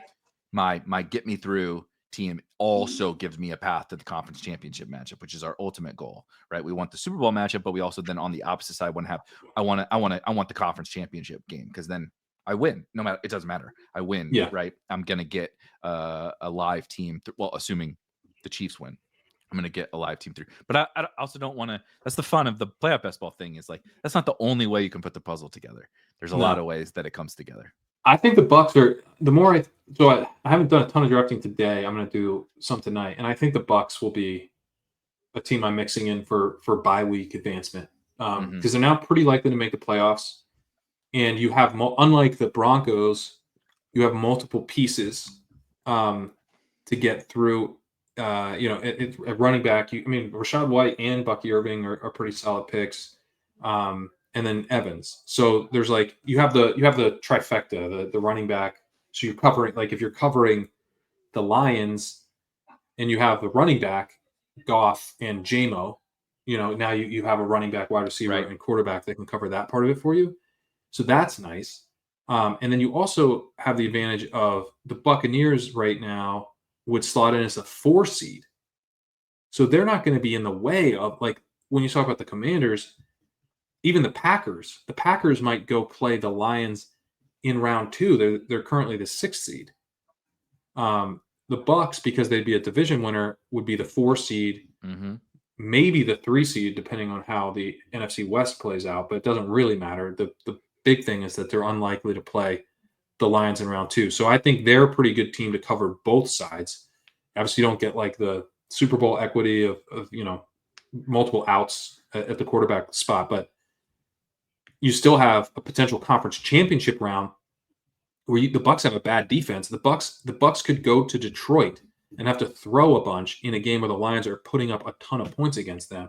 Pretty easy to imagine that Bucs Lions is just what you need to get through round big time 3. And then you show up round 4, it's I have Chiefs, but they haven't scored a point for me yet. Right. I haven't got a single point out of these guys. Yeah. That might be the favorite. If that story, right? If this Bucs Lions thing comes together, it might be a huge dog that Patrick Mahomes scores 0 points for you on that team because of how it's. Side note, they're not injuries have hurt the Bucs to date, but injuries have hurt the Lions too. The Bucs beat the Lions in Detroit this year. Their only loss is to the Tampa Bay Bucs. I would not pick that again in the playoffs, but I'm just telling you, the Bucs are plucky, dude. Yeah, man. The Bucs are plucky. I would not lay. Let's just say I would not lay the points with Detroit because they'll be big favorites against Tampa if they were to play in the playoffs. I would not be laying the points with Detroit against Tampa because, like I said, they're plucky. So one of the things that I don't like generally is taking these bets on teams that, dude, if they make the playoffs, they're going to score so many points. They're going to be such good pieces. I don't like that because the whole point of drafting a buck is to get the team I actually care about, the Lions or the Chiefs, through the bye week, and now they don't even make the playoffs. So the team's dead. Yeah. I ruined the team, right? So I wasn't really even thinking about the Buccaneers before this past week, but their playoff odds are up substantially. I also think the Falcons are just done. It's over. So I think kind of IK being even from what the math says that the Bucs are just better than the Falcons and will make the playoffs and the Falcons will miss. So yeah, I'm kind of inclined to start mixing them in more. The Falcons, I believe, currently have the tiebreak over the Bucs, if I remember correctly. Yeah. So the Falcons beat the Bucs both times, but the Bucs now are 1 game ahead of Atlanta. And here's the Bucs remaining schedule: at the Chargers this week, so definitely no, not easy. But then Dallas, Carolina, New Orleans for Tampa Bay. While Dallas, Carolina, and New Orleans are shutting it down, right? Get ready to go to the NFL draft. 1, 2, 3 Cancun for all of those 3 teams. Atlanta is 1, 2, 3 Cancun. That's my favorite. Atlanta does have Vegas this week. But buddy, if you aren't ready for Desmond Ridder revenge game, oh my God, in Vegas to knock them out of the playoffs. Desmond Ridder to knock the Falcons out of the playoffs. Antonio Pierce, right? Lame duck as a MFer with Desmond Ridder. It's either Sunday or Monday Night Football. It's a primetime game. Monday Night Football, dude. Monday night, Desmond Ridder knocks Kirk Cousins out of the playoffs, and the Falcons would be glorious. Then they get the Giants. So these two games, they can win these 2 games. Week 17 Commanders is going to be tough sledding for Atlanta, and then they do get Carolina. So, but they've lost 4 in a row it's not looking good for Atlanta. Honestly, if they started Penix, I might give them a little boost. Yeah. But they announced today that Kirk Cousins is going to continue starting, so I don't really have much hope for Atlanta. So yeah, I'm into the Bucks. I'm into the Bucks in that, right? Yeah. I'm not like, oh, we got to load up on the Bucks, but like if I'm trying to get, I wasn't really thinking about the Bucks that much though, and they're pretty interesting. It's like the very last round guys. Like I'm scoop them in the. How do 8, I get 9, my 10. Lions through? How do I get my Chiefs through? Baker, Evans, Bucky, or whatever I think is pretty good. Boom. And they're just sitting there, and you know before, because eventually they'll come up. They're like sort of at the precipice where like their odds aren't going to get like that much better, but they're just going to become, you know, they're going to approach and then equal 100%. It's the odds become more firm. The odds become more firm. They don't change that much, but it's every week is like, okay, you know, and every Kirk Cousins drop back, the Bucks look much more certain to make the playoffs. Right. Oh god, yeah. My best team in the DK 555 is, luckily it has Jaden Daniels, so it's okay, but it is a Kirk, like it's my second highest scoring team on all of DraftKings is in the 555, and it is a Kirk Cousins team. And I'm like, on one hand, I want him to keep starting just in case he actually does something. On the other hand, I'm like, I have London and Algier, and I think Pitts on this team, and I'm like, please God, get a quarterback who can throw a ball further than 10 yards. That would be nice. Man. Before we get out, I always like to do this with Neil on our DFS shows. We call a shout out to Drew Dinkmeyer, flag plants, or like what's gonna win tournaments. I want to do that with the playoff. Let's do it on both. Right now, today, as we head into the regular best ball playoffs, I think we joked about this. My wife must think I'm just stone crazy because I say the best ball playoffs and playoff best ball, and she's like, well, that just sounds like the same thing. And I'm like, they could not be more different. So the best ball playoffs, if you had to pick one guy right now that, you know, this could be just a week 17 thing, it could be all the way through, right up to you. One guy that's going to win all the money for somebody that's on their teams that advance to the playoffs. And then what's like a thing, it could be a player or our Baker Evans stack or whatever, that right now you would draft, you know, you had to draft one thing on every playoff best ball team. What's the answer to those two? I'll give you your guy for regular best ball. I'll say Chuba Hubbard is the guy you need. Yeah. I'm fucking in. Yeah, you're in. It's my desk is moving up over here. And, nobody can see it, but yeah, I'm getting excited. All right, I'll think about it. Give me your regular best ball guy. Regular best ball guy. I'm just double checking schedule because I'm going to be a schedule slave. But I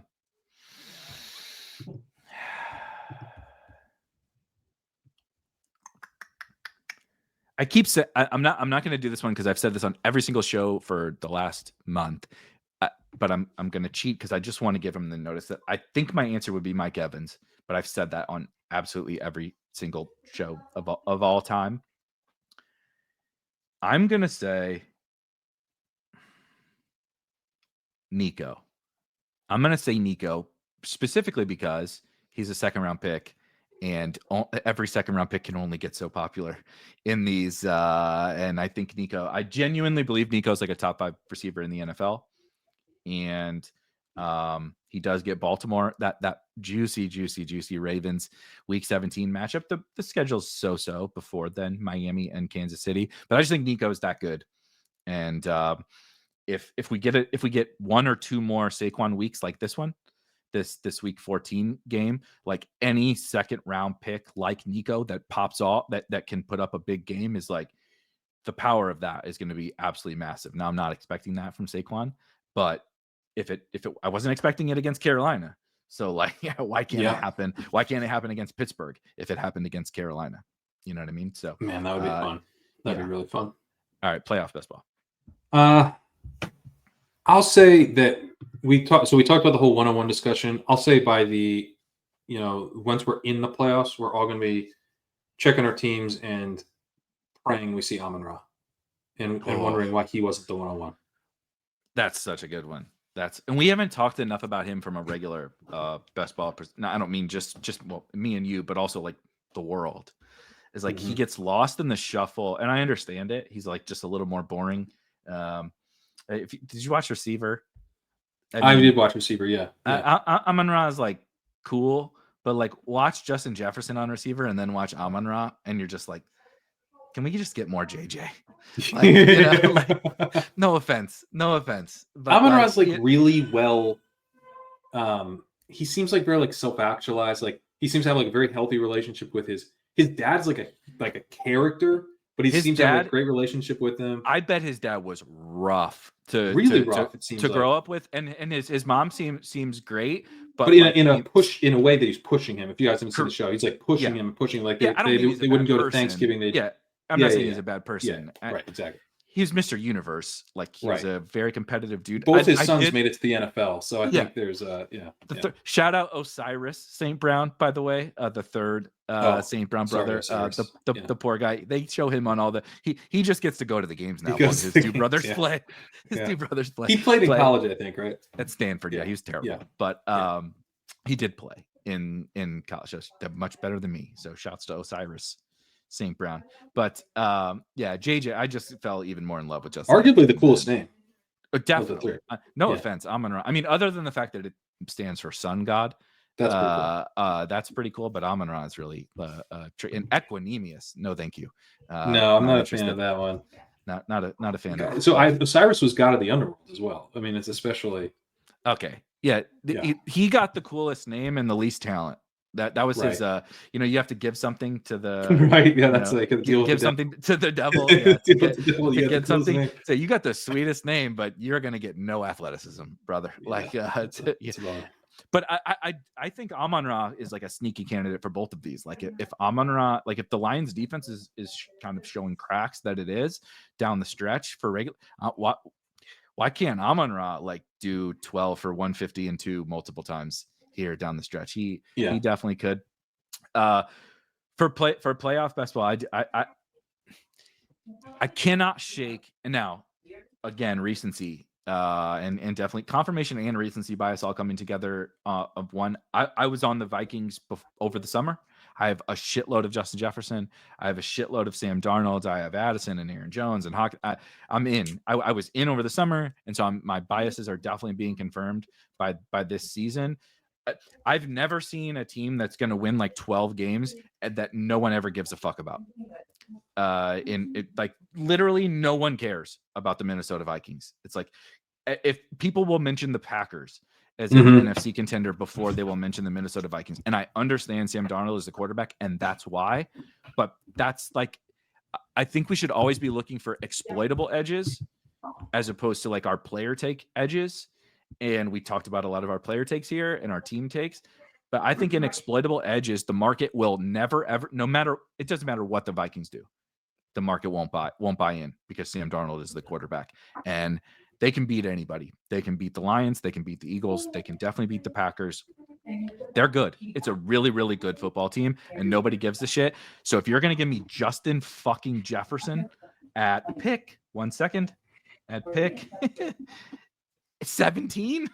Yeah. 17? The third, fourth round pick, Justin Jefferson on a team that's going to win 12 games or whatever. That's nuts. Give me the Vikings and give me Justin Jefferson.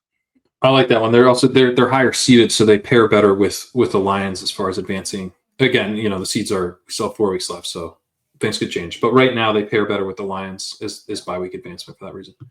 All right, so I have a hard out that I didn't even tell you about, but it's now 2 minutes away because I didn't think we would go. Even I didn't think we would go 3 hours on this one. But me either. Yeah, I was like, yeah, we'll be done in like an hour and a half. Whatever. But do you have anything before we run? So we have the Sidekick live for Playoff Best Ball, legendaryupside.com/sidekick. We've got Playoff Best Ball written content as well. We have playoff odds on the site right at the top of the homepage, but Sidekick stuff right at the top of the homepage there if you want to check that out. Dynamic rankings tool for Playoff Best Ball. It's the same tool that works for Best Ball Mania and all those types of contests as well. All the DraftKings stuff. It'll be live for the DraftKings playoff stuff. once that's live, / we test it out for a couple days to get everything sorted. But yeah, that's a very fun.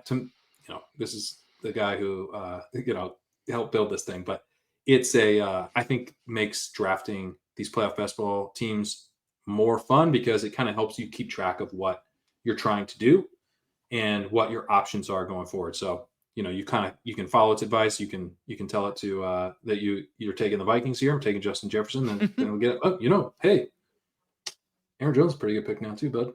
That's what drafting with is like. So yeah, legendaryupside.com/sidekick. Check that out. And you can pair the sidekick with the draft hacker on Spike Week. Literally for playoff best ball, the best combination of technology. You can bring all your takes and these things that we talked about here together. And the sidekick, like you said, is going to have the dynamic rankings aspect that's going to help you see the things that you're trying to put into play. And you'll be able to see kind of your exposures and your player combinations and correlations and all that stuff with the draft hacker. Link in the description for that and get 40% off of Spike Week. If you're a Legendary Upside subscriber, we'll see you guys probably next week, and I'll be live all week. Pat's going to be live all week. Tons of content on both of these channels. Just way too much content coming this week. So subscribe to Legendary Upside and Spike Week, and we'll see you guys next week.